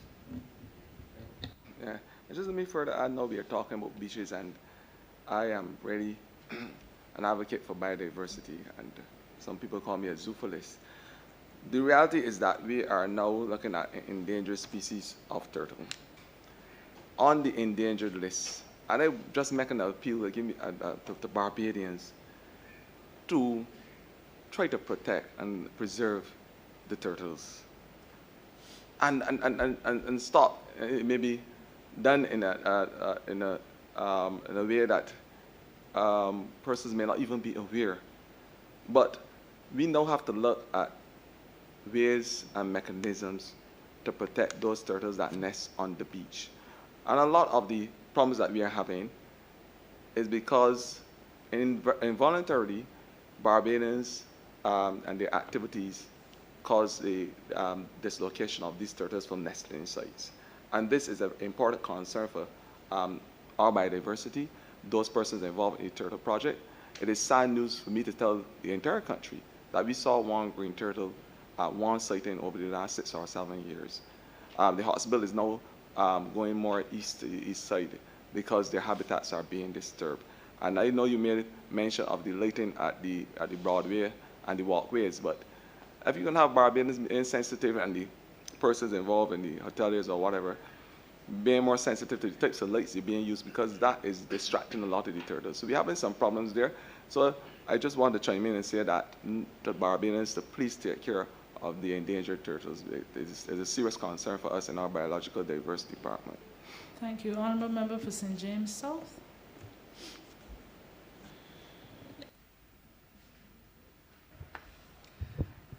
Thank you, Madam Chair. I just want to start by saying that I want to encourage both the Honourable Member for St. James Central and the Honourable Member for Christchurch East Central to continue on that theme of working together in terms of taking our waste and converting it into new products and therefore producing jobs for Barbadians. The reason why this is critical is that it has been noted that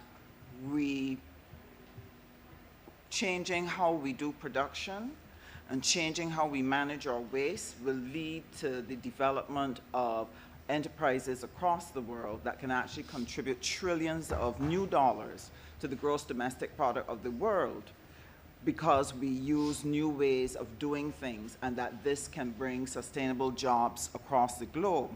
And therefore, I would want to encourage that they dialogue with us in the Ministry of Foreign Affairs and Foreign Trade to look at dialoguing across CSME to see where, as a region, we can work together to identify potential production spots for taking the waste of the region, because everybody has that problem, and small nations like Barbados or St. Vincent or Grenada will never have enough space that will not be a problem to somebody at some time.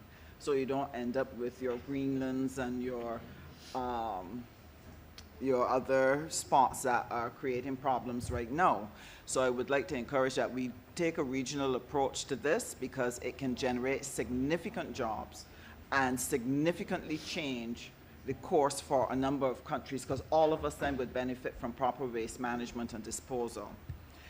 I want to congratulate the ministry, because they have been doing some things that have redounded to the benefit of St. James South and to the country. One of the big bugbears in St. James South was the whole collection of garbage. It it was just untenable, and it was unbearable for many, many residents what they had to bear. And therefore, the good work by the ministry, by this minister and the past minister, to ensure that we have sufficient trucks to do a more regular collection really, really has been helpful. There are just two areas that the good people of St. James South have identified as bugbears that we would like them to look to address. We really welcome the cleanup teams, but one of the issues has been the frequent collection of the cuttings and pieces coming from their work. They tend to stay alongside of the road for an extremely long time, and this then destroys the good feeling of seeing the team arrive in your area to clean up, only to have the garbage remain there for weeks before it can be collected. And I appreciate the fact that there are not enough trucks and so on, so I really want to know if they have in their estimates provisions for that. Barring that, I like the idea put forward by the Minister for the Honourable Member for St. James Central about strategically locating some skips that those teams have somewhere to put that refuse so it doesn't have to stay alongside of the road. It would be very welcome. And the other area that they asked about were the gullies. We have quite significant gullies in St. James South. And we have the problem of the mosquitoes. We have the problems of people dumping, and the areas becoming quite overgrown. And they have really requested if we can speed up the attention to the clearing and cleaning of the gullies, that this would help to keep the environment, make it cleaner, and also make it safer for people who may have to enter or cross near, because people can hide in the undergrowth where it meets the land space where the citizens walk. And therefore they have asked about that. And added to that, it's not a separate question, added to that is the issue of the park areas where NCC would need to be able to clean, like for example, in a place like West Terrace that has the gaps, and you have the curves that are community spaces, but they often are not cleaned frequently enough. And I was wondering what plans they have in place to address the issue, the gullies, the curves and the parks, and the collection of the cuttings and so on after it is done. That's my first question, Madam Chair. I want to thank you for those three questions in one. It reminded me of an old lady I went and did a clean and green project in St. Philip. And when you talk about the trees and the security, it reminded me of an old axiom that every tree may be a man, but every man may not be a tree. So I understand the concerns some persons may have in terms of getting the trees clean for security reasons and those other issues. But to speak directly to your concern about the road cuttings and the NCC in terms of the operational aspects to the NCC, I would invite Mr. Alves, the General Manager for the NCC, to speak to those issues. Thank you, Minister. Minister Husbands, we've had several conversations reference to the green spaces within her constituency, and it is regrettable that we did not have enough equipment to satisfy all the needs of those communities. Within these estimates, we have equipment, capital monies for equipment, so feel rest assured that we will have the equipment to deal with the areas in Wanstead, West Terrace, and some of those large community spaces which the grass has grown a little taller than it should be. And I know we've done a lot of removal of river tamarind within some of the communities where we had some issues with persons being robbed, etc. And we responded, as she would remember, we responded relatively quickly. We work along with the residents and the police Where these areas are identified, we get in and do what we can as quick as we can. But we do have a plan of action for the cleaning of these spaces, and we do have the funds within this budget to facilitate the regular maintenance of these areas. The removal of the vegetation once cleaned will be addressed. We have a relatively aged fleet of vehicles and skid steers. At the best of times, we only have 3 or so of them working. At this current time, we only have 1. So it is a strain on us, and it is a strain on the persons within the communities that need them to be cleaned up. But we will be rectifying that situation as the funds become available. We will purchase the equipment and have a better area for persons to recreate. I just want to add that it has been an odious exercise for me in my attempt to get land owners to clean their property.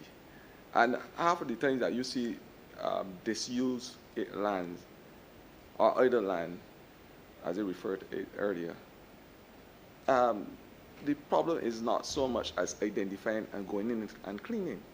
The general manager of NCC can tell you about the horror stories, the pulling exercise that we have had to endure in order to get landowners not only to clean their property, but to prevent, in some incidents, harm being brought to our staff.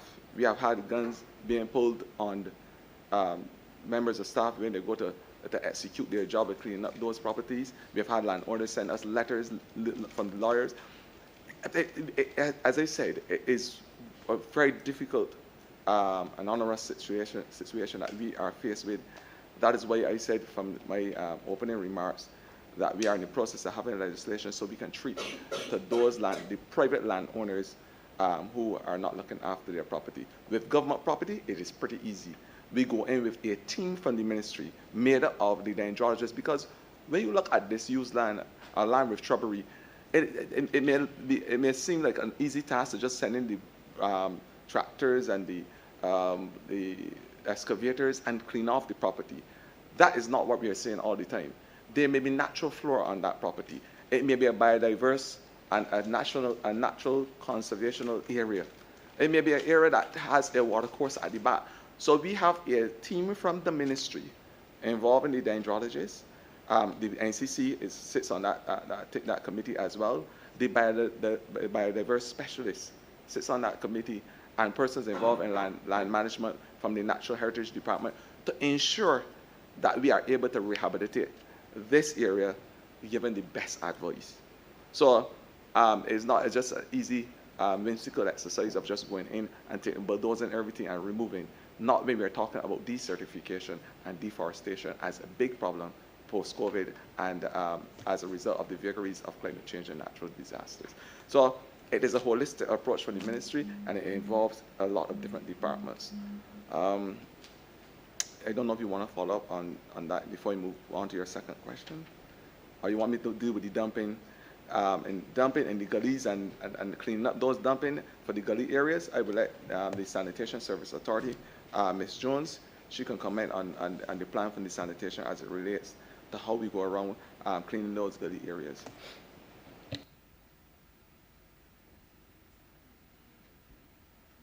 Good morning again. The Sanitation Service Authority, with respect to cleaning of gullies, we just provide a service because most of these gullies are not part of our responsibility. Most of the time, we offer assistance in the clearing of these gullies. Bearing in mind, the Sanitation Service Authority is responsible for the curbside collection of household refuse in Barbados. The bulky waste, we have a bulky waste section where we go about removing the bulky waste from householders. So the actual cleaning of gullies, that really is not our remit, but we do provide assistance to the Ministry of Health where they identify gullies and and abandoned stuff in the gullies where we offer to help. I just want to say before you go on to the other question, thing that when Barbadians in a flippant way put garbage in gullies, you're really looking at this, and they call it involuntary suicide. Because the same gullies that you put the garbage or dispose your garbage in are responsible for your ecosystem, your water supply.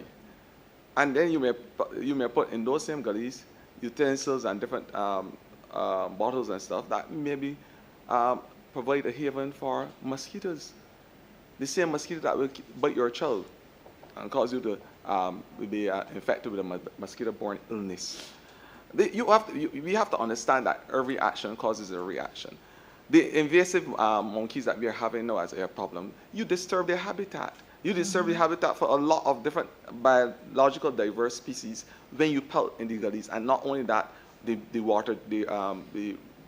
movement of water and the natural flow of water in its natural environment. So then when you have flooding in your neighborhoods, all of these things are the adverse result of illegal dumping. So we have to take stock and recognize that we are not independent of the things that are happening in our ecosystems, and the way how we treat our ecosystems will be down to what happened in our homes. Thank you so much. I was very, very pleased to hear that you're going to bring the legislation to deal with lots that have not been cleaned by owners. It has been a major problem for residents, for example, in Crystal Heights, Husbands Gardens, Oxnard's, throughout my constituency, because you do have a number of people who may be living overseas and have lots and they're not cleaned, and it then becomes a nuisance to the residents, and it's difficult to get them to respond or to take responsibility for the cost of cleaning. The last question I have has to do with the work that your Clean and Green team is going to be doing. I'm really looking forward to it, and Minister, I want to remind you that you made a promise that after these estimates, St. James South will be on the radar for getting that Clean and Green team to come.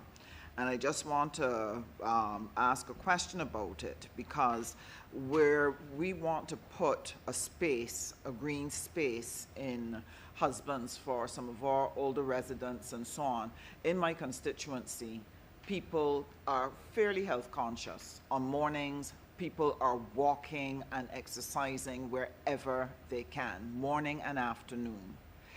But the highway is not the safest place for people to do that. I've already lost a resident about 2 years ago who was knocked flying after a 4-day morning and died on the spot because she was exercising on the highway and she was hit by someone who'd lost control of their vehicle.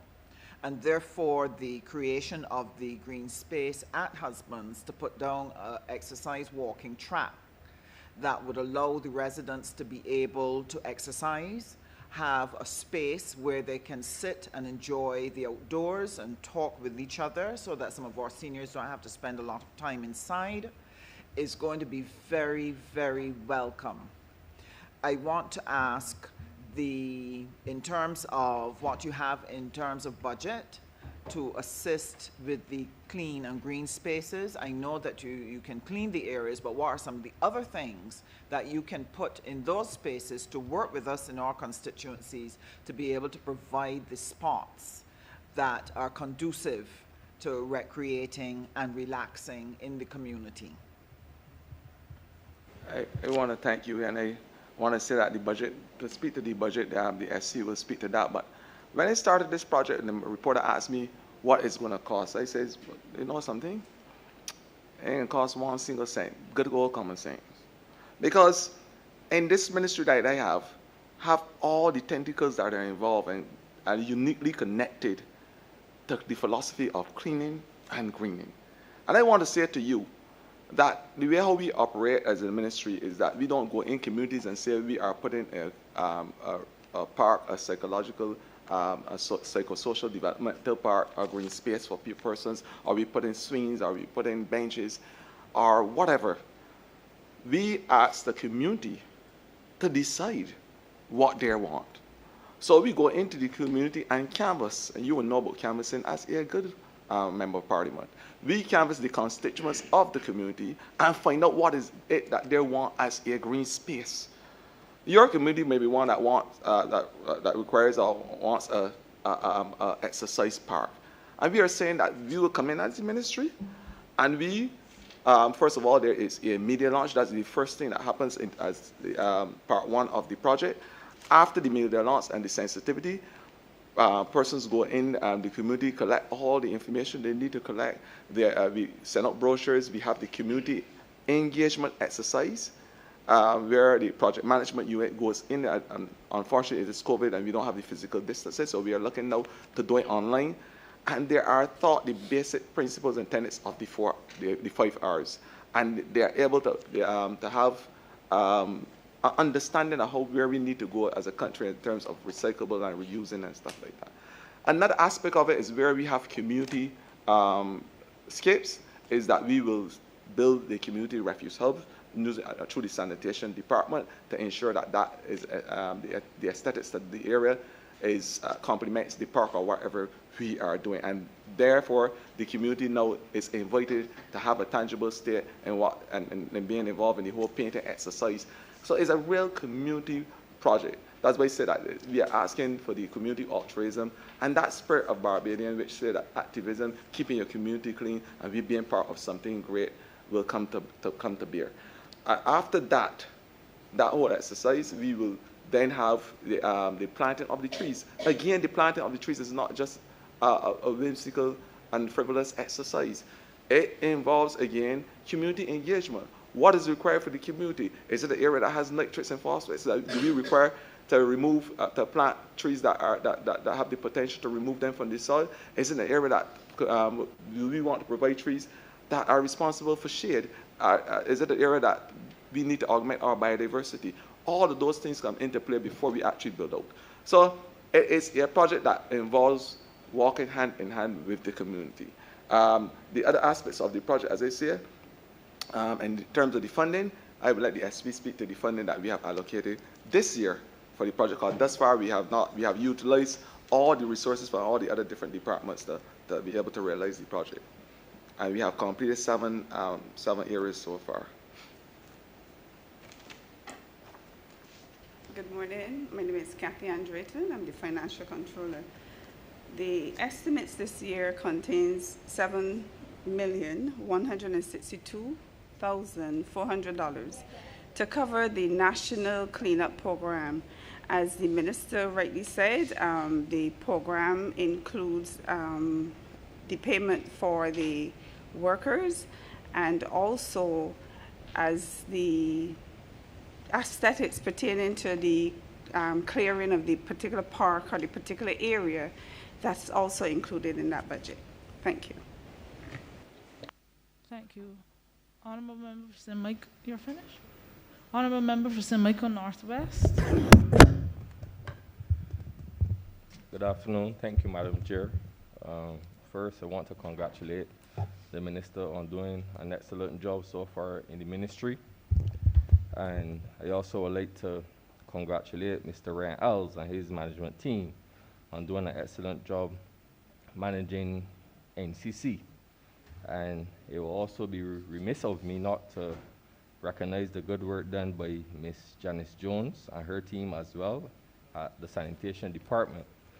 My first question to the Minister is out of serious concern in relation to the 360-degree workers who are contract workers. I honestly think that these workers should be paying NAS. This is not a move to put money into NAS, but a move to protect the interests of these workers. Some of these workers have been injured on the job, and they cannot submit an application to NAS for sick benefits. So I am asking you what can be done to rectify this issue? First, that's my first question. And my second question is, what is being done to address the issue with those delinquent tenants who owe NCC millions of dollars for renting stalls? And please be mindful that this is an issue that was long before the COVID-19 pandemic started to affect our economy. So what will be done to rectify this issue as well? Thank you. But I invite Mr. Alster to deal with it because ministers set policy. I can't tell you who the 360 degrees. All I can tell you is that once Clean and Green is realized across the length of Barbados, we'll be able to keep our temperatures down to 1.5 degrees or less, according to our Paris arrangement. That is what I can tell you. As it relates to contracts, we have the two types of contracts, and I heard the minister responsible for labor social partnership spoke about this yesterday. Contracts of service, contracts for service. And I think that the team that you're talking about, they were as contract employees for a service they provide. I think that based on the contract for service, and they may be corrected, they are duty bound to pay their national insurance and to make sure that all other incidentals are covered. That as far as my limited unlettered knowledge provide me to say to you. As it relates to the other idiosyncrasies that you spoke about, the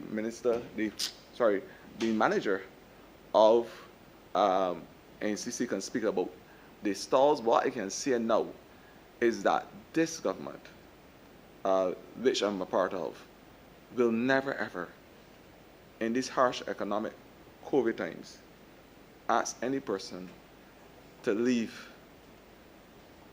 their businesses or their facilities because they can't pay their rent at this time.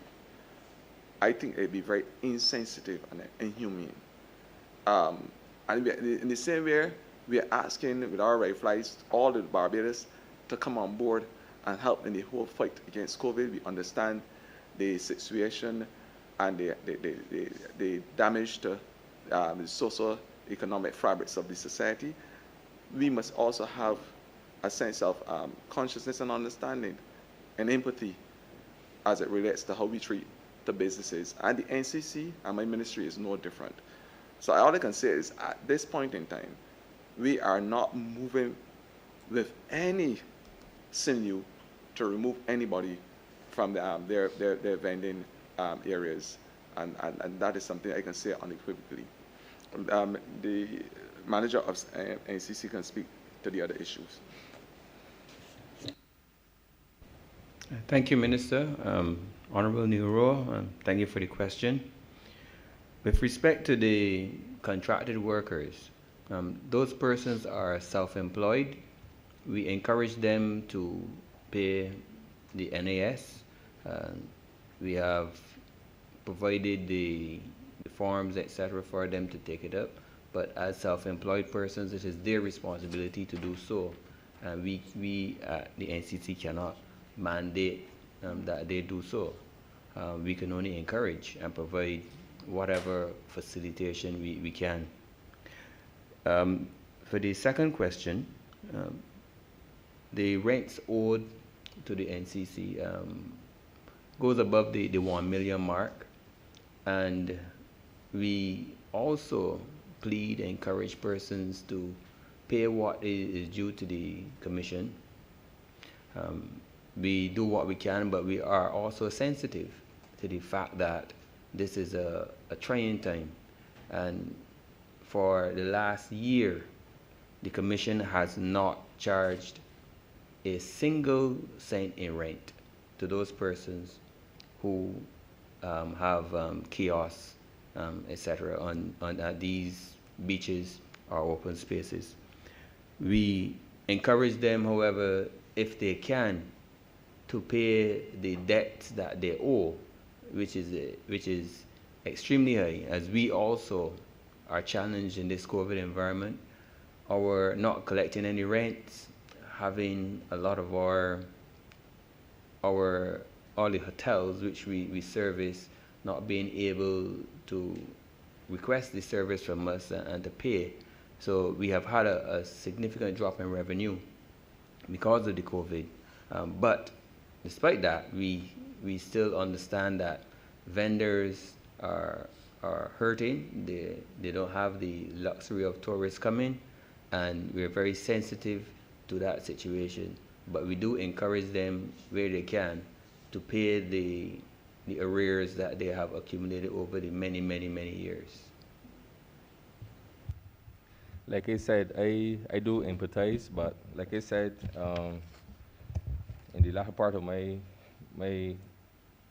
comments, I stated that this issue was long before the COVID-19 pandemic, started to affect the economy, right? I do agree that consideration should be given in terms of the way business is being affected at this point in time because of the pandemic, but I was actually speaking about before the pandemic started. As the General Manager just alluded to, as I said, as the General Manager alluded to, the ranks, they're looking at ways in a sensitive way,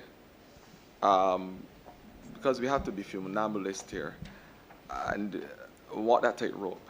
So in a sensitive way, we are looking at ways that we can get persons to come if they have the financial wherewithal and pay down on the rents owed prior to this same time last year when we had our first case of COVID.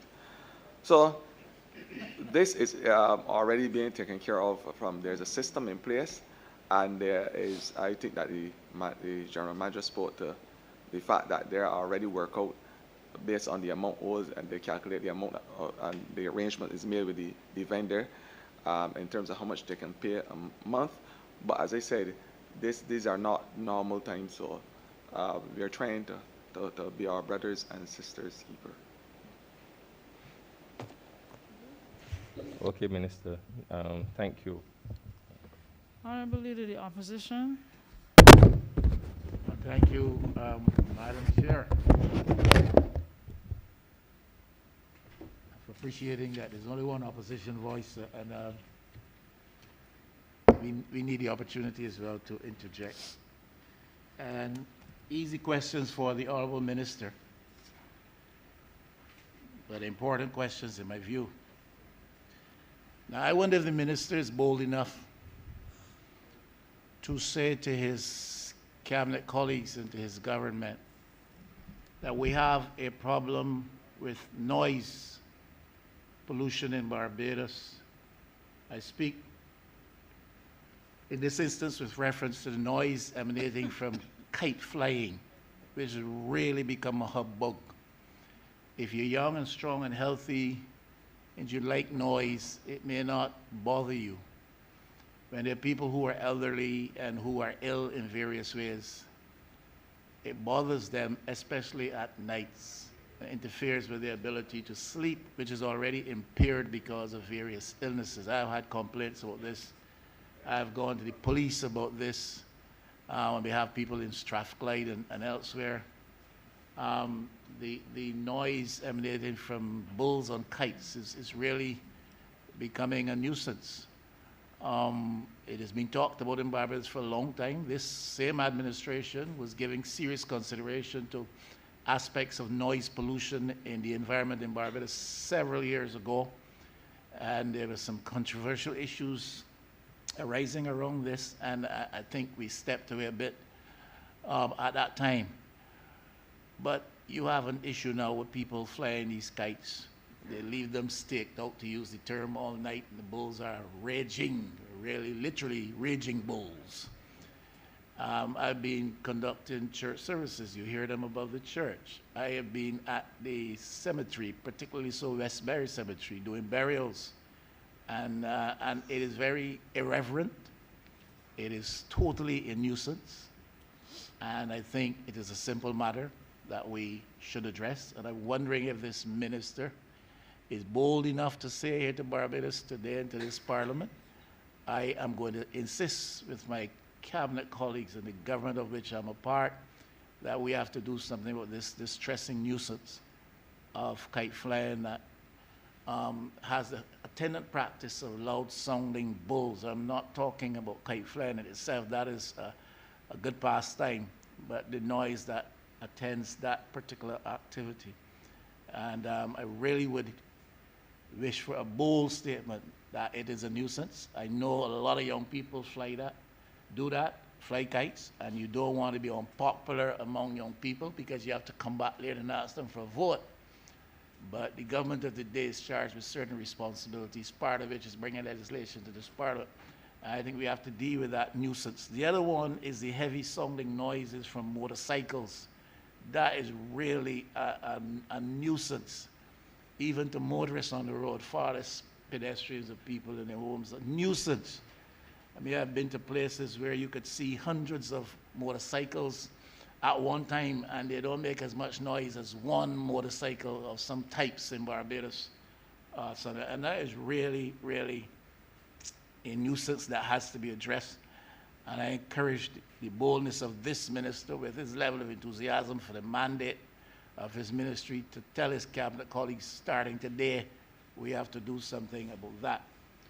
The other area, ma'am, and I will shut my mouth, has to do with the fact that I see about 1,000 young people out there, some not so young. I see about 1,000 young people out there in fluorescent jackets all over this country, helping with our beautification and debushing programs and in the botanical gardens of Waterford Bottom and all kinds of places. Now, my question is, how were these jobs, and I'm glad the young people have the jobs, but how were they allocated? Was it a question of ministers being asked or MPs being asked to submit names? If that was the case, I want to know why the Honourable Member for St. Michael West, who's legitimately seated here, was not asked to submit a name or two. St. Michael West people are suffering too. They need jobs for the young people in St. Michael West too.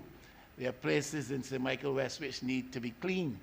And I would think that it would be good if people from St. Michael West could be engaged in helping to clean up St. Michael West rather than people coming from St. George or St. Lucie. So I'm asking, how were these 1,000, 700, 800, 1,000, 1,500, how many there are there? Enough. How were these jobs allocated? Were MPs asked to submit names? And if they were not, and if they were asked to submit names, how come, my honourable friend, I was not asked? Because if you don't give me a satisfactory explanation, then we perhaps may have to rethink that designation, honourable friend. Start with the last question first. Firstly, as you know, if you drive across the environs of St. Michael West, you will see cleaning being done as I speak. So rest assured that your constituency will be just as beautiful as any constituency in Barbados. And ma'am, and if you'd excuse the intervention, I don't doubt that, and I'm saying I see people there in St. Michael West at work. There's some other places in St. Michael West that need to be addressed, and some dumping sites of which I have some concerns. My problem is not that the work is not being done in St. Michael West. Question is who's doing the work and how they got the jobs, and if MPs were allocated certain numbers of names to submit, how come I wasn't asked? To answer that, but and the reality of it is that ministers set policy. I don't think there's no minister, present or past, that actually employed any person. I think that they go through a process, and the NCC general manager can speak to that process where any single person in Barbados could be employed. And I think that the public service has rules that set aside this process as well. And so I agree with all that, understand all of that, but certainly if there is a process by which MPs were asked to submit names, this minister would know that. I'm asking him if that is his knowledge, that that was part of the process employed, or totally the process employed. All I can say about the process employed in hiring persons at NCC is that the general manager who is charged with that responsibility will have to speak about any hiring of any person. I know this minister for sure has never hired anybody at NCC. So the question will have to be answered by Mr. Ryan as the manager so he can walk the honorable member through the process of employment. Thank you, Minister.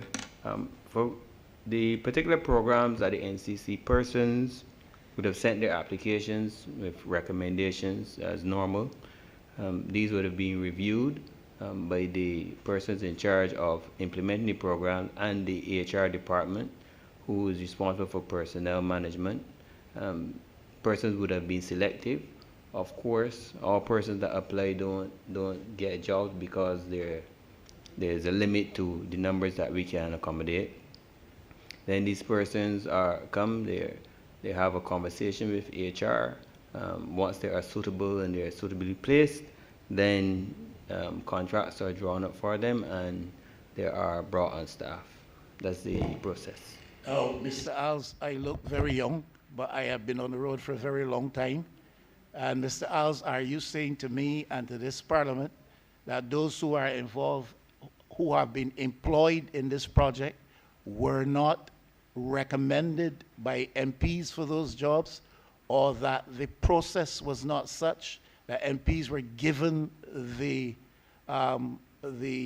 privilege of recommending a certain amount of names? Are you telling this Parliament, Mr. Alves, as far as you're aware, that was not the process at all, that it was a simple and clear process where it was made known to people out there that these jobs were available and they were asked to come and apply? They simply filled out forms, were interviewed and given these jobs, and the MPs were not given the privilege of naming people for these positions?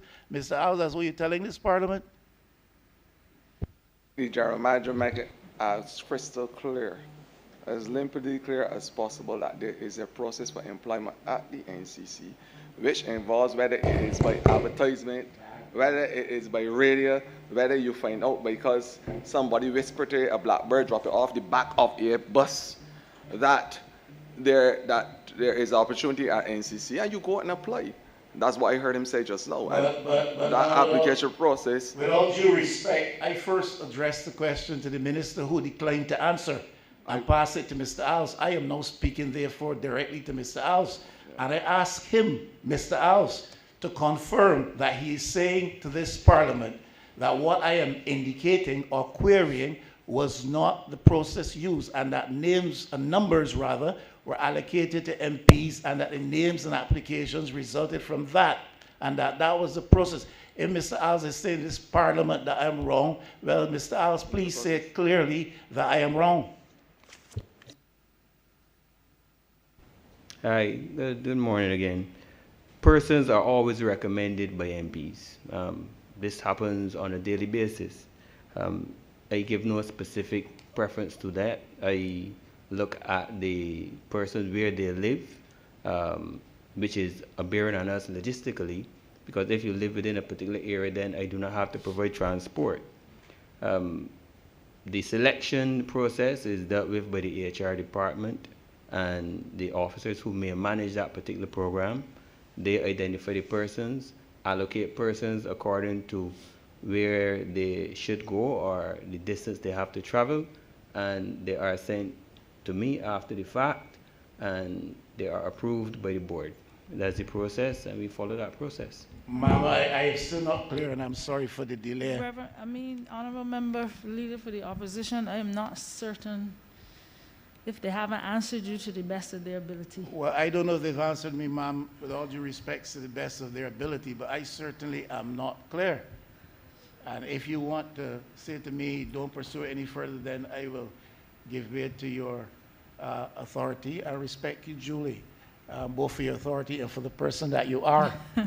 But I am cautioning Mr. Alves. I'm also cautioning the minister that if I'm to leave here with the understanding that the process was clear, open, transparent, and that there was no bias or discrimination against the MP from St. Michael West, if I'm to leave here with that understanding, then I will query this further outside of here. Honourable Minister, do you have anything to add or subtract? No, I went Before to we the move news. on? Right. And the minister asked about the noise, and he rightfully said it was a nuisance because under the Health Service Act, there's subsidiary legislation which speaks to noise as a nuisance. And I think that once this nuisance is identified, there is a process that is followed involving the police. I think he spoke specifically to the kites, and as far as I recall, the issues is that the kite that may be flying overhead may be miles away, and there's an issue obviously of catching those perpetrators. But there is legislation under the Nuisance Act that speaks to the amount of noise, whether it's from kites, motorbikes, boats, whatever. So there is legislation in place already to address this. I can let Ms. St. House speak more appropriately on that because it is managed obviously by the EPD.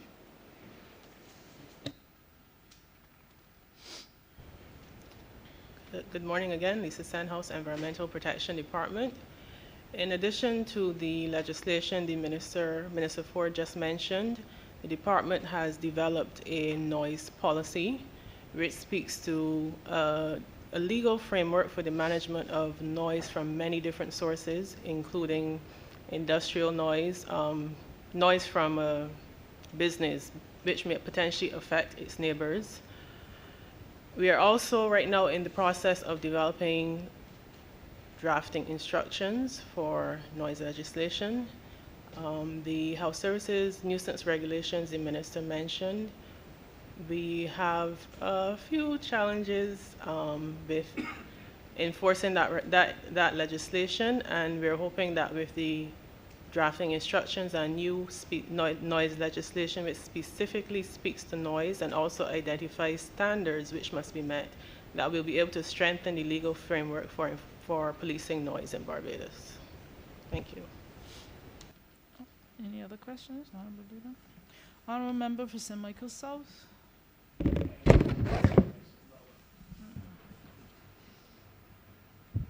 Thank you so much, Madam Chair. I have 2 or 3 questions.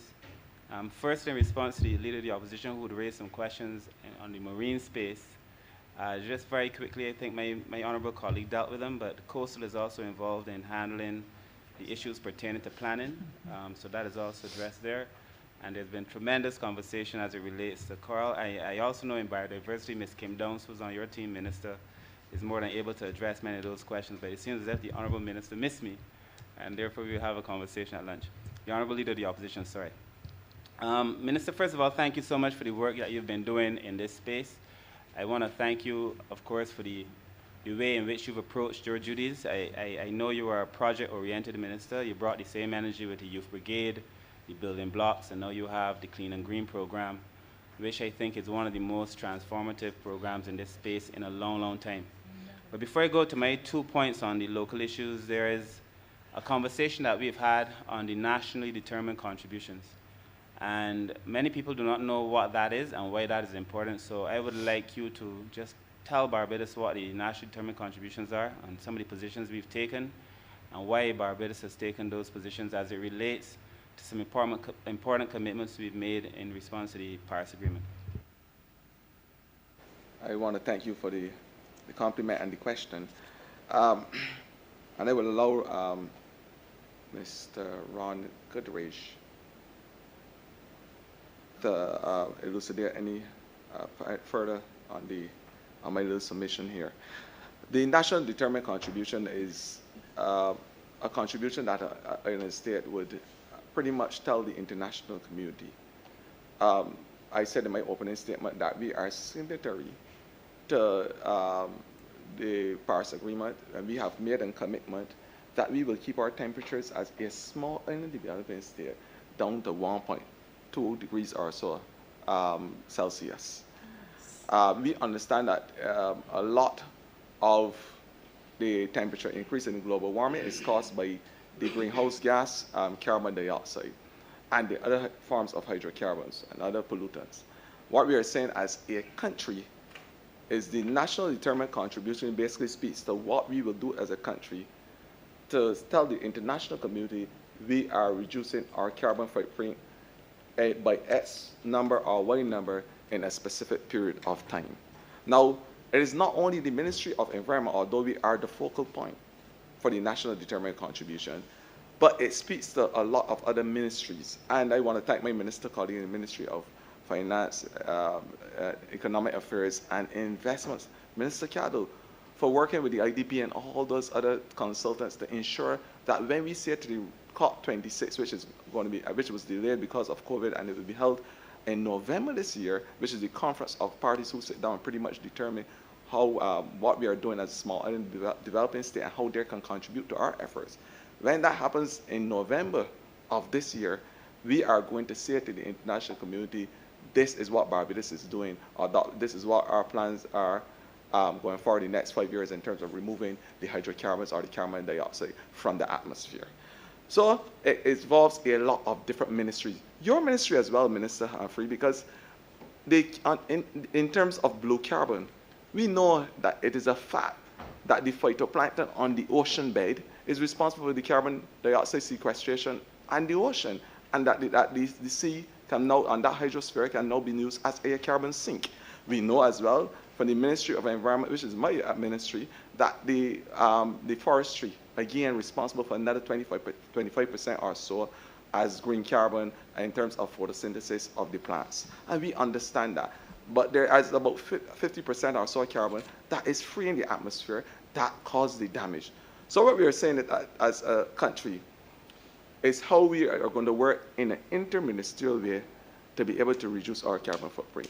What we do in the Ministry of Energy in terms of the alternatives. What we do in your ministry, and I know that you have already had conversations about the debt-for-nature swaps. What we do in terms of our tree planting exercise, planting 1 million trees.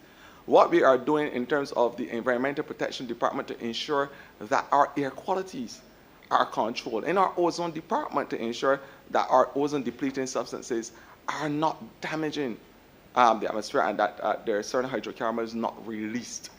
Again, there's a new conversation that we must be involved in as it relates to carbon markets and how we are going to ensure that we get profit for every single molecule of carbon dioxide as it stands.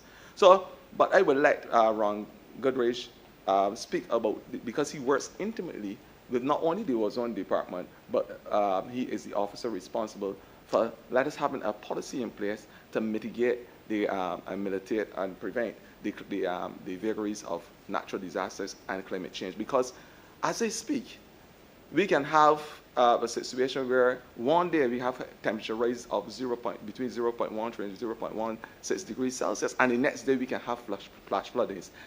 This is the difficulty we are facing, and if we don't put a screeching halt to it, then life as we know as normal in Barbados may not be.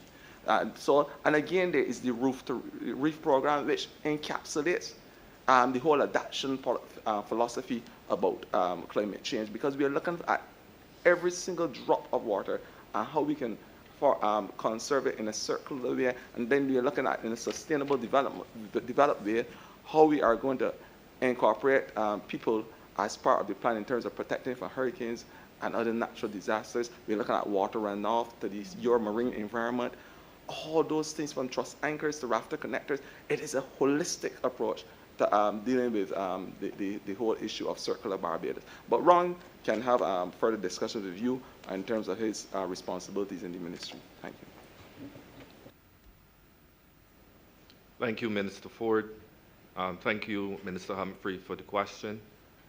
When Barbados signed and ratified the Paris Agreement on Climate Change in 2016, we were then mandated as a country in a global environment to prepare what is called a nationally determined contribution.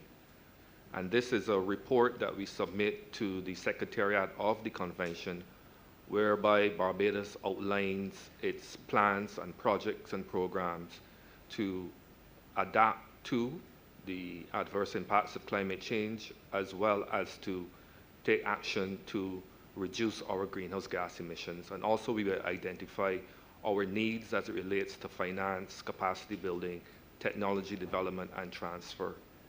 And right now, we are updating the first nationally determined contribution that we submitted.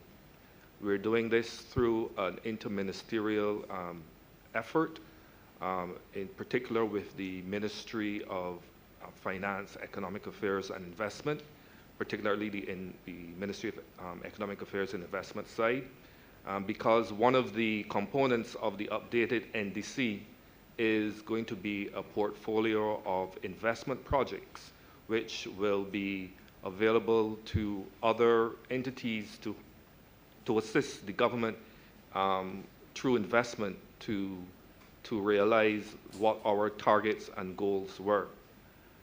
We started the process of updating the NDC around this time last year, and then, of course, we had our first national pause, and that really had a devastating impact on our work, because we then had to switch all of our plans to a virtual format, and we had to undertake all of the national consultations and meetings through virtual means. However, I think that we were very successful in bringing all these stakeholders together. We consulted through government, through the private sector, as well as the NGO and CSO community, and as well as the youth. And we bring all of those together to get their input into how Barbados's nationally determined contribution can be updated. The question was asked earlier, I think one of the first questions, is how we as a ministry have integrated environmental considerations into development planning. And the Ministry of Environment for more than 15 years has had a climate change committee with representation from the private sector, from government, of course, as well as the third sector. And I think that we've been very successful in getting a lot of the ministries, in particular in Barbados, to take on board climate change in their planning, in particular for estimates and their program budgets. A number of ministries in the government now have climate change units, and these include the Ministry of Agriculture, the Ministry of Health, and also they may not call them climate change units, but a lot of the work that is done, like for instance at the Ministry of Energy, can be considered as mitigation, whereby when they undertake projects that look at renewable energy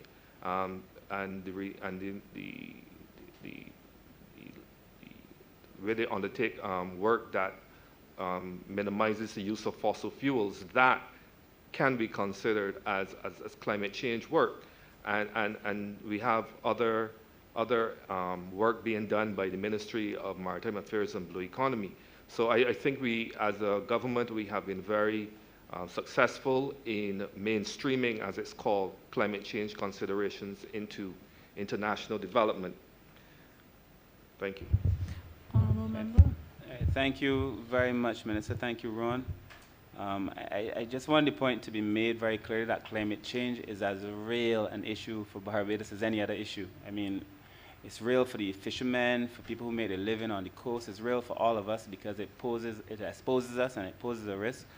And so I understand that we may not think it is a sexy subject, but it is as real a subject for Barbados as any other subject. But my other two questions are more specific to the nuts and bolts of our affairs. I noted in the estimates that the drainage service, I see you have stormwater management plans for which there's no funds allocated this year, but there were $6 million allocated last year. And I'm just wondering on an update on that plan. Was a plan produced? And the reason I'm concerned is because, as you know, stormwater runoff is a big issue in Barbados, and it is causing tremendous concern for me on Bay Shore. I have a few areas there where the stormwater runoff is removing all the sand. It is causing great problems. It is not only unsightly, but it is also unhealthy because sometimes it just stays there and the water turns green, and it's just filthy. But of course, there are deeper issues, as we saw with stormwater runoff in the north earlier this year. So I just wanted an update on what is happening there and how we are working collaboratively to address this major threat that Barbados faces with stormwater runoff that has literally become life-depriving for Barbadians and therefore needs to be addressed. And then my second question to follow is in relation to the Environmental Protection Department. Now, many of my constituents in St. Michael South ask me about derelict buildings, derelict cars.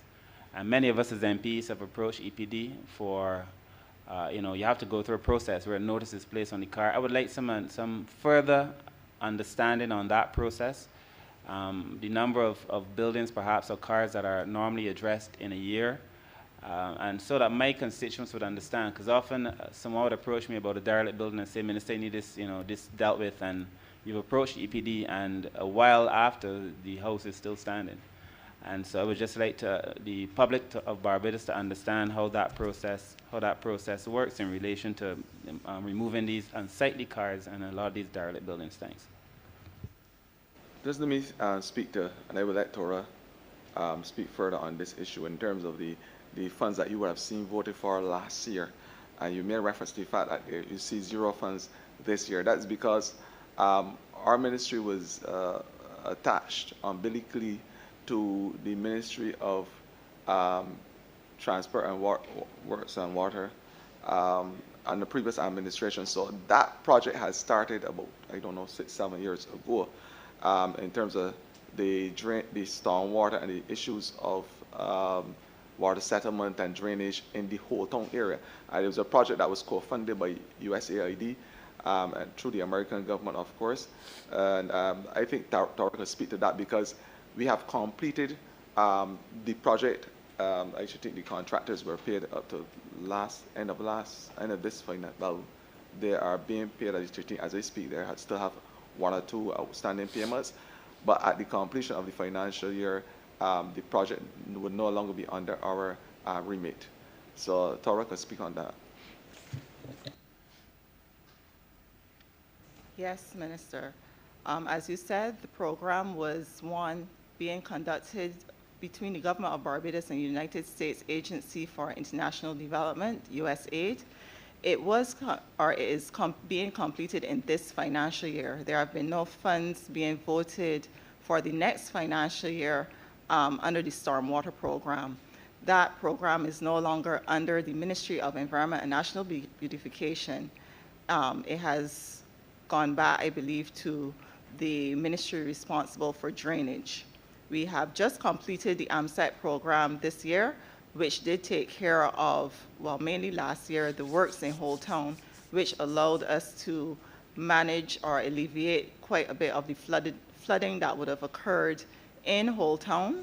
The last thing that we had done was the construction of the check dam in Dunscombe, which would not only allow us to look at water as a nuisance, which it really shouldn't be looked at anyway in that fashion, but to look at water as a resource that will be trapped higher up in the watershed. So just to end by saying that the AMSET program under the Ministry of Environment and National Beautification has pretty much come to an end, and that is why you have not seen any funds voted for it in the next the coming financial year. I would let EPD answer the question as it relates to the system that they use to identify the derelict vehicles and to respond to the complaints and to ensure that the vehicles are removed in a timely manner.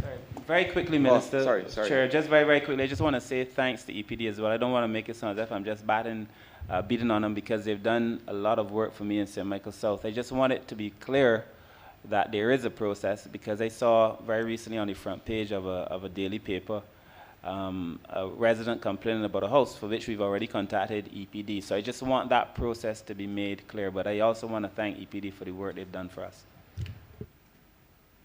Thank you. I will now allow the EPD, Ms. Lisa St-House, to respond. The Environmental Protection Department, we identify derelict buildings through a number of ways. Our environmental inspectors might identify the buildings, or we may receive complaints from the general public or sometimes from environmental health also. Once we have identified the building and it is deemed to be derelict, as required under the Health Services Act, a notice is served to the owner of the land for the building, and that is usually sent by registered mail.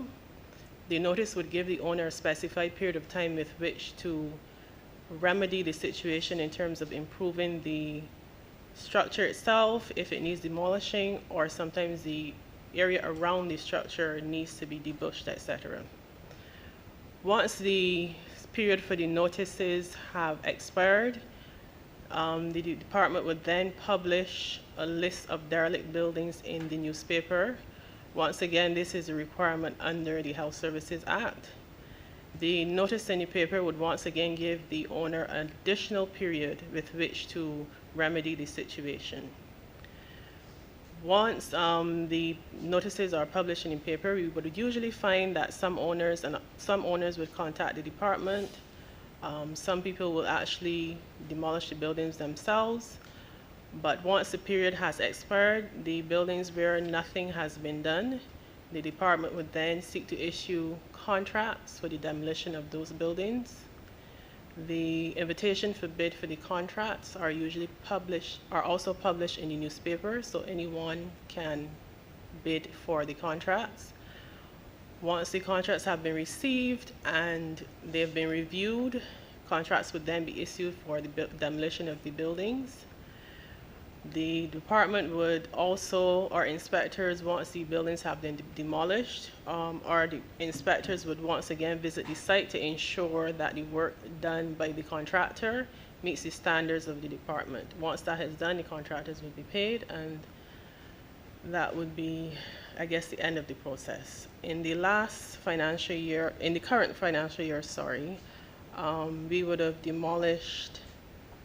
we would have published 127 derelict buildings. This was done in June 2020.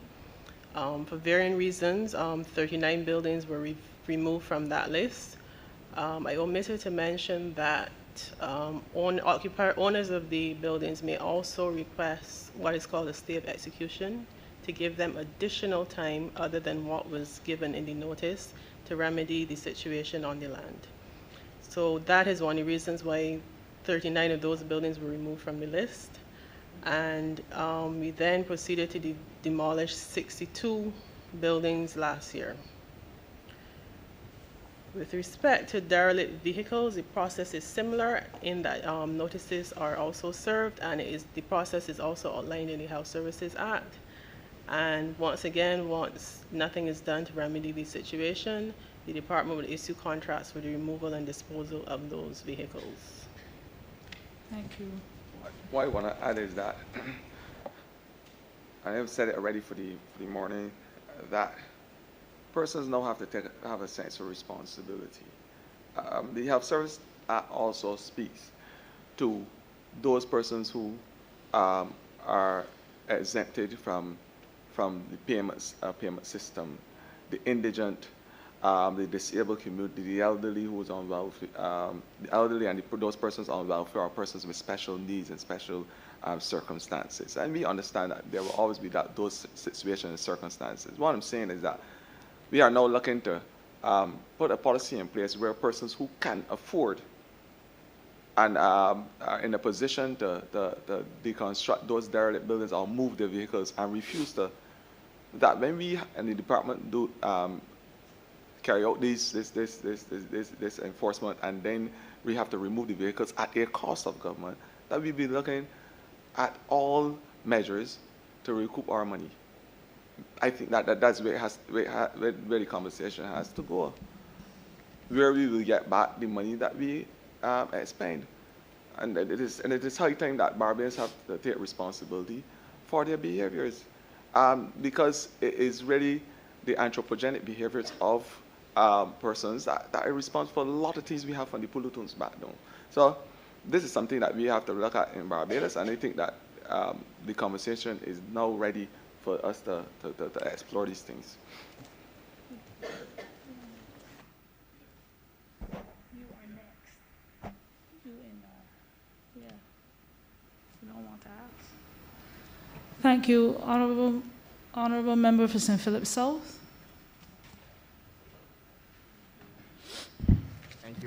Thank you, Madam Chair.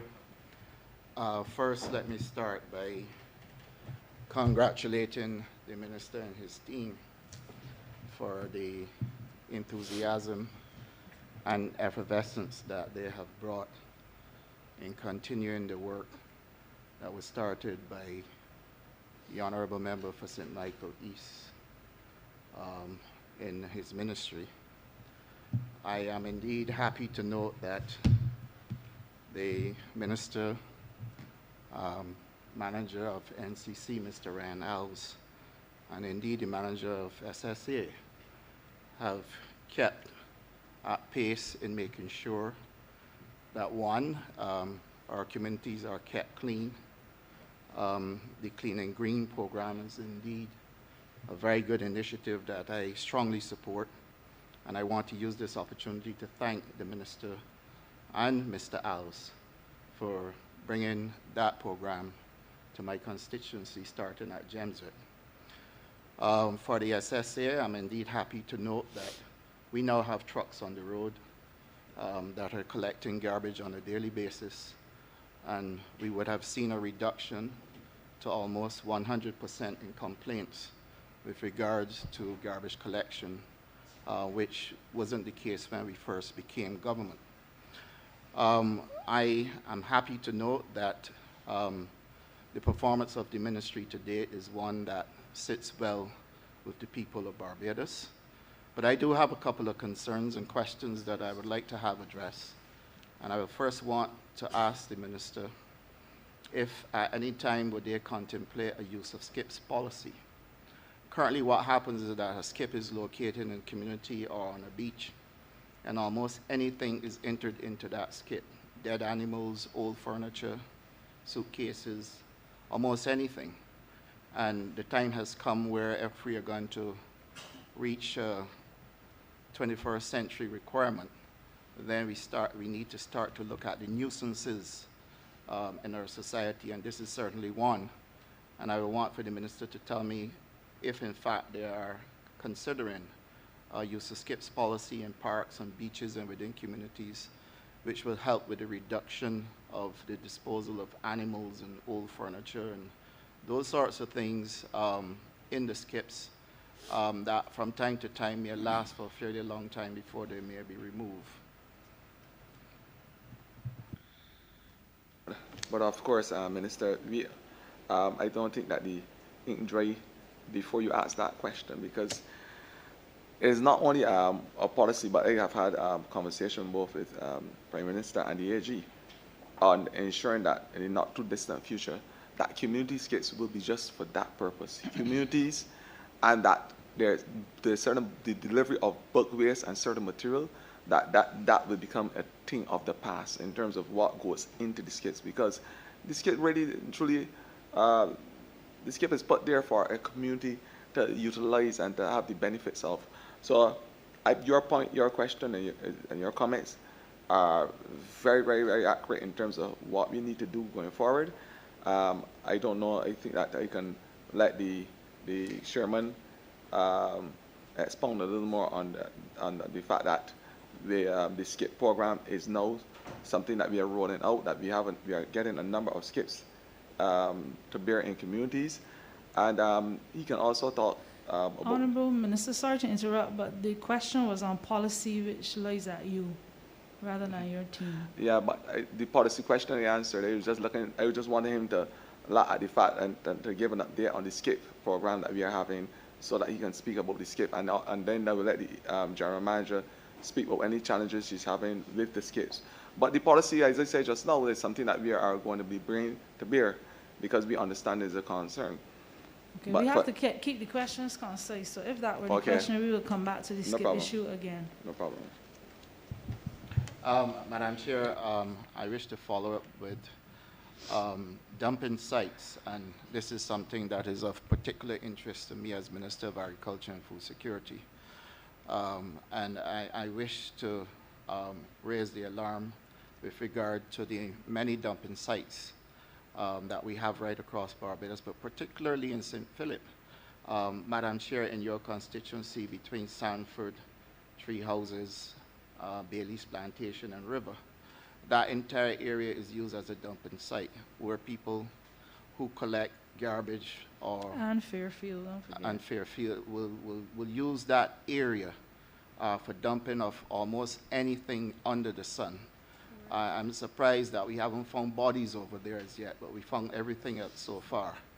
And therefore, Madam Chair, I have to traverse the area as Minister of Agriculture. Sometimes you see vehicles pulling over there. they wait until you pass. They even turn around and come back. And the time has come where this area must be flagged for surveillance so that we can bring an end to the illegal dumping practices that are taking place within that locale. But equally, at Edgecombe Plantation and Pussum Bridge, you have a huge amount of dumping taking place over there, where people literally come from any part of the island, and rather than go to the location where garbage is received, they will come to these plantations and dump garbage illegally whilst collecting payment from people for transportation. There are no fees anymore for carrying the garbage to the garbage site, but they find it convenient to go to plantations and farmyards to dump garbage. And again, I would wish for this to be flagged as one of the things that we would get immediate action on for surveillance. And Foul Bay in my constituency, I mean, Foul Bay has reached the point now where I've spoken about it several times. I posted it on Facebook. I've asked the manager of the NCC to remove the skip so that we can stop the dumping that is taking place there. But yet still people continue to dump everything they possibly can think of at Foul Bay. Foul Bay is a place for recreation. And it is unthinkable that Barbadians will still come to Foul Bay to dump garbage in the manner in which it is being done. And I would like also for the minister to tell me if there are any plans to right this wrong by the people of St. Philip South by putting a surveillance program in place there as well.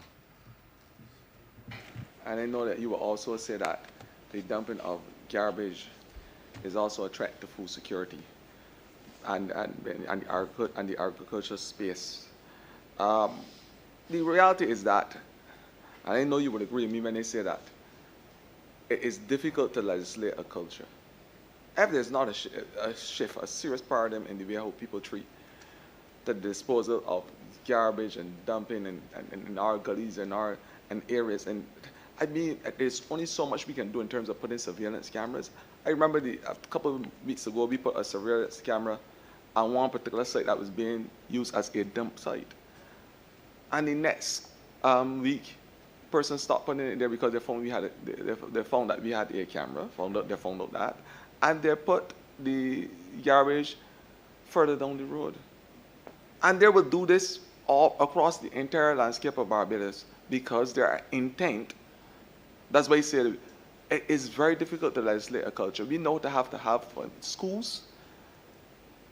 And I remember a little conversation with Maria when she told Orlando Bloom, this is not who we are as a country. And it has to start from the children, because the book of Isaiah said a little child will lead us. And I'm saying that it has to start from the schools. We have to start the education and the conversation from as far as reception and come right up, where every single Barbadian understands that this is not who we are. And this is not the way how we are supposed to live as a country and treat to the environment. I don't know how better way I can discuss this other than to tell you that Barbadians must see Barbados as an integral part of their being, and understand the beauty and aesthetics of this country is just as important as getting up on the morning, putting on lipstick and doing your hair. Thank you. What are the remedies? But I want to say, that's what we're going to know. Because I want to say to you that the legislation is there under the Health Service Act. And once those perpetrators are caught, this minister will not be asking anyone to clean up. The police and the entire legislative system will deal with them. As simple as that. Because the legislation is there under the Health Service Act to deal with persons who dump illegally. Once they are caught, the hardest point sometimes is to police these persons, because they are very smart in their behavior. We had an issue the other day in St. John, and we recognized what was happening. And although as much cameras and surveillance you can put up, persons always try to find a way to dodge the system and do what they want to do anyhow. So we have to start the conversations from the school. That's where the project management unit and the biodiversity unit is going into the schools right now and sensitizing persons about the way how they can treat to their garbage and the disposal of garbage. This is the conversation that must be had in every single household, in every single space. according to the good old Belgium, but start in every nook and cranny, because this is the only way. But there is legislation there, and we are going to make sure that once those persons are caught, they will have to answer to the legislative system. Final comment, Madam Chair, if you would allow. Sure. The issue of large and small trucks. There are some communities in Barbados where the large trucks simply cannot turn around. And you will find that in those instances, garbage may not be collected. I have, for example, in Jemswick, in my constituency again, where there's one lady whose garbage often is not collected simply because the large truck can't get down in the space. And this has happened simply because the owner to the front of her determined that he doesn't want anybody or any vehicles to traverse his land. So he has put up a guard wall and left a very small space. And now this lady cannot get her garbage collected on a frequent basis. I believe your PR person would have seen this firsthand and would have dealt with it. But I would like to recommend that consideration be given to a small truck going in that area so that she can get her garbage collected. This is at Jemswick. And also I wish to recommend that the persons going out with the trucks, and they do a tremendous job under all types of conditions, removing all types of garbage.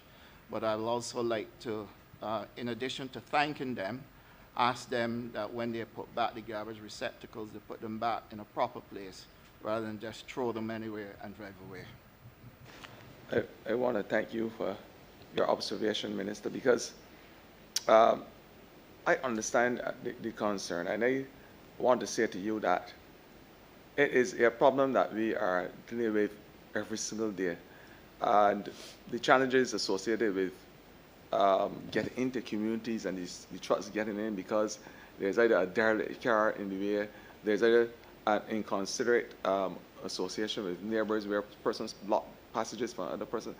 This is something that we are challenged with at the Sanitation Service Authority. And I know that you are the minister that deals with the apiculture and bees and stuff, but we have acts in this ministry too, little small acts. And we have put in our estimates, and the manager of sanitation can talk about what we call the acts, the little small trucks that go into the small areas of the community, because we believe, like yourself, that we need to have big trucks for the big areas and smaller trucks for smaller areas, so we can get rid of some of these unsightly skips that are placed in the community. But the manager of the sanitation can speak to that. Good afternoon. In this year's estimates, we have made provision for the purchase of 4 small trucks, the ants to which Minister referred. So hopefully when we get those trucks, we'll be able to go into the small areas where the big trucks cannot now traverse. Thank you. Honourable Member for St. Philip West. Thank you very much, Madam Chair. I have 3 questions, and I'll ask first and allow you to answer. The first one relates to the Natural Heritage Department. In its statement under the sub-program 0555, it says that the Natural Heritage Department is mandated to upgrade, diversify, and protect Barbados's nature tourism product through the development of sites that can serve as attractions and recreational areas, while providing opportunities for scientific research and the creation of business opportunities. It is the last part of it on the scientific research and the creation of business opportunities that I'm very interested in knowing what are the programs that are currently undertaken by the department in these particular areas, because as the minister responsible for culture, I have a number of people who come in to me from time to time looking at things like beekeeping and looking at creating a medicinal herbal industry. So I'm just curious as to what is available under the Natural Heritage Department. And to further elucidate on your point, we are also responsible for gullies and ecosystem management in terms of the natural heritage to bring that touristic project and product to the gullies and the natural environs. And also that our ministry is signatory to the Ramsar Convention, which deals with wetlands, and there's a wetland in St. Andrew there's one in the Chancery Lane area, and then Graham Hall, a natural ecosystem and wetland. So the Natural Heritage Department, they are certainly responsible for a lot of other things as well, but I will let Mr. Steve Devonish speak on the area as you asked about the scientific interventions and the scientific research and research, business right, development. The research and the business development for the Natural Heritage Department. Thank you, Minister. In terms of the reference to protected areas and also tourism development, sometimes our projects are directly singular projects, and sometimes this work occurs through partnerships with other ministries. Sometimes this work occurs through partnerships within the ministry itself, the biodiversity unit, the botanical gardens, and other components. Because of our resource challenge base, we tend to more focus on specific projects. For example, in the coming year, we will start a regional project which is called Sustainable Land Management, and this is a regional project that is encompassing 8 Caribbean countries, including Barbados, and we're looking for co-financing from the Jeff facility. This is a project will be research-based. It'll be looking at spaces within the national park. It'll be looking at livelihoods. There's a climate change component to it, and also it's a matter of mainstreaming sustainable land management. The research itself does not occur very often in a specific project, but sometimes we partner with the University of the West Indies, where we may provide funding for particular research aspects, whether it be ecosystem research or other types of research.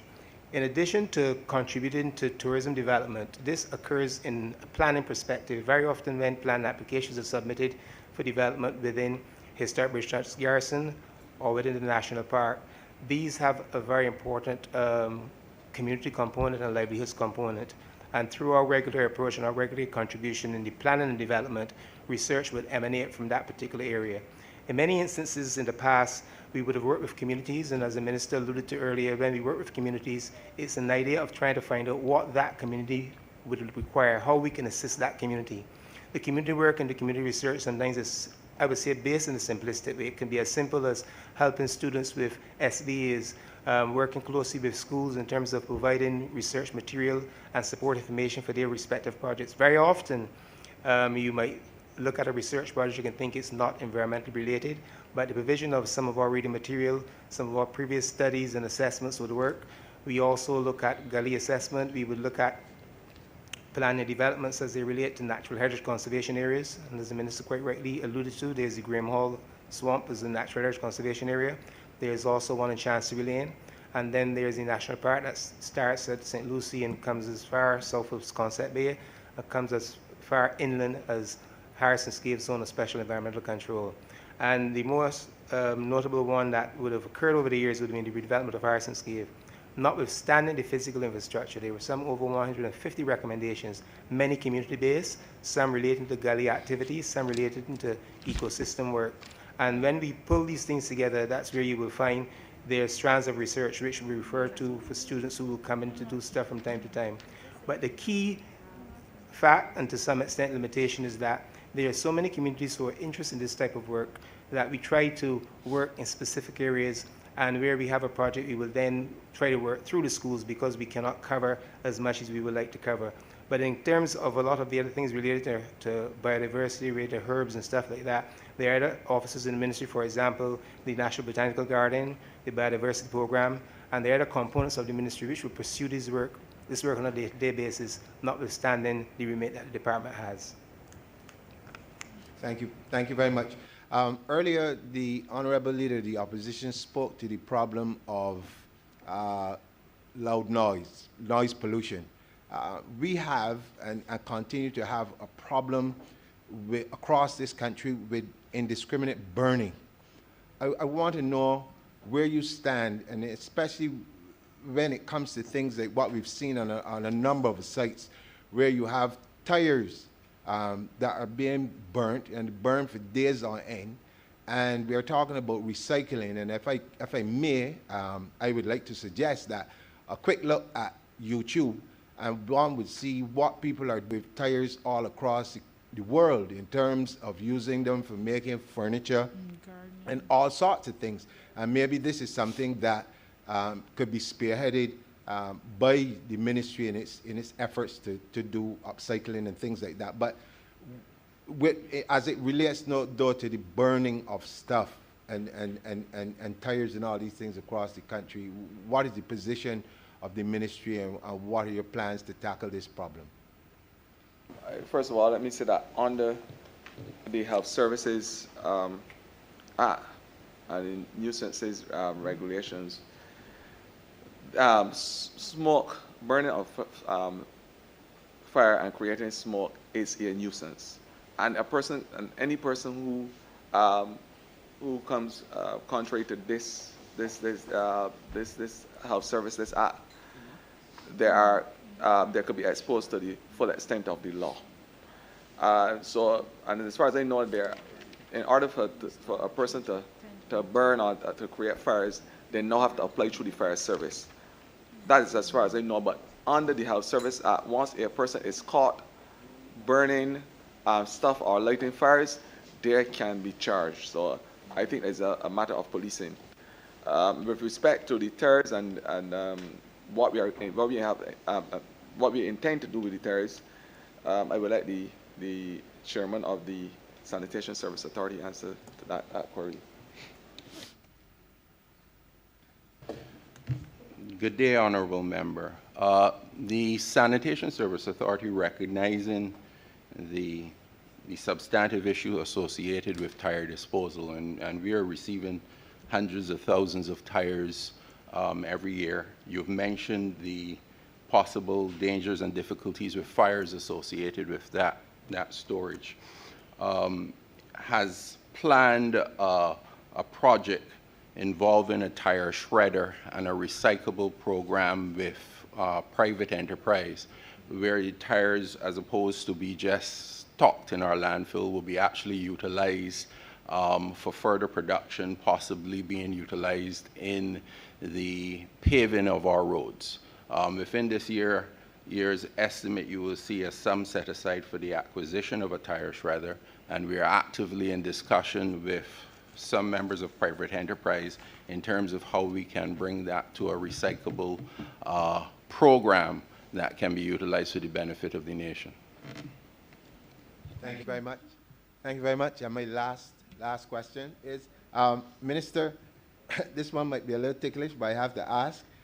In terms of the farming community, for a long time now, they've been complaining about the threat of monkeys to crops.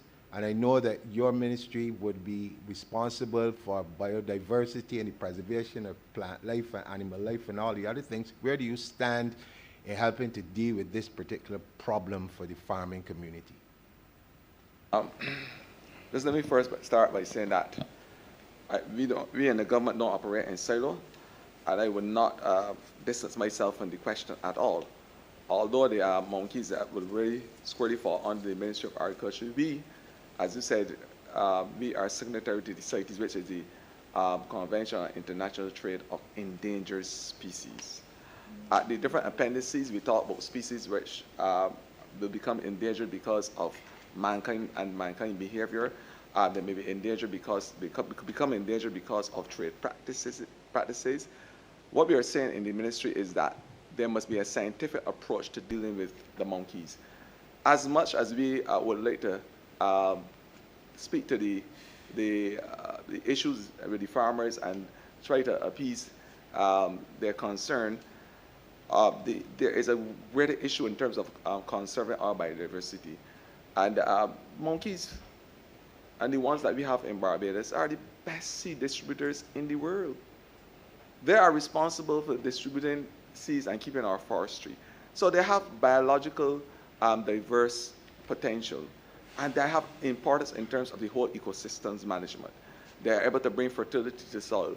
They are, with their action, they eat small insects from off the leaves, even mosquito larvae. So there are a lot of advantages and potential with the monkeys. The challenge is to make sure that we have that balance so that when we become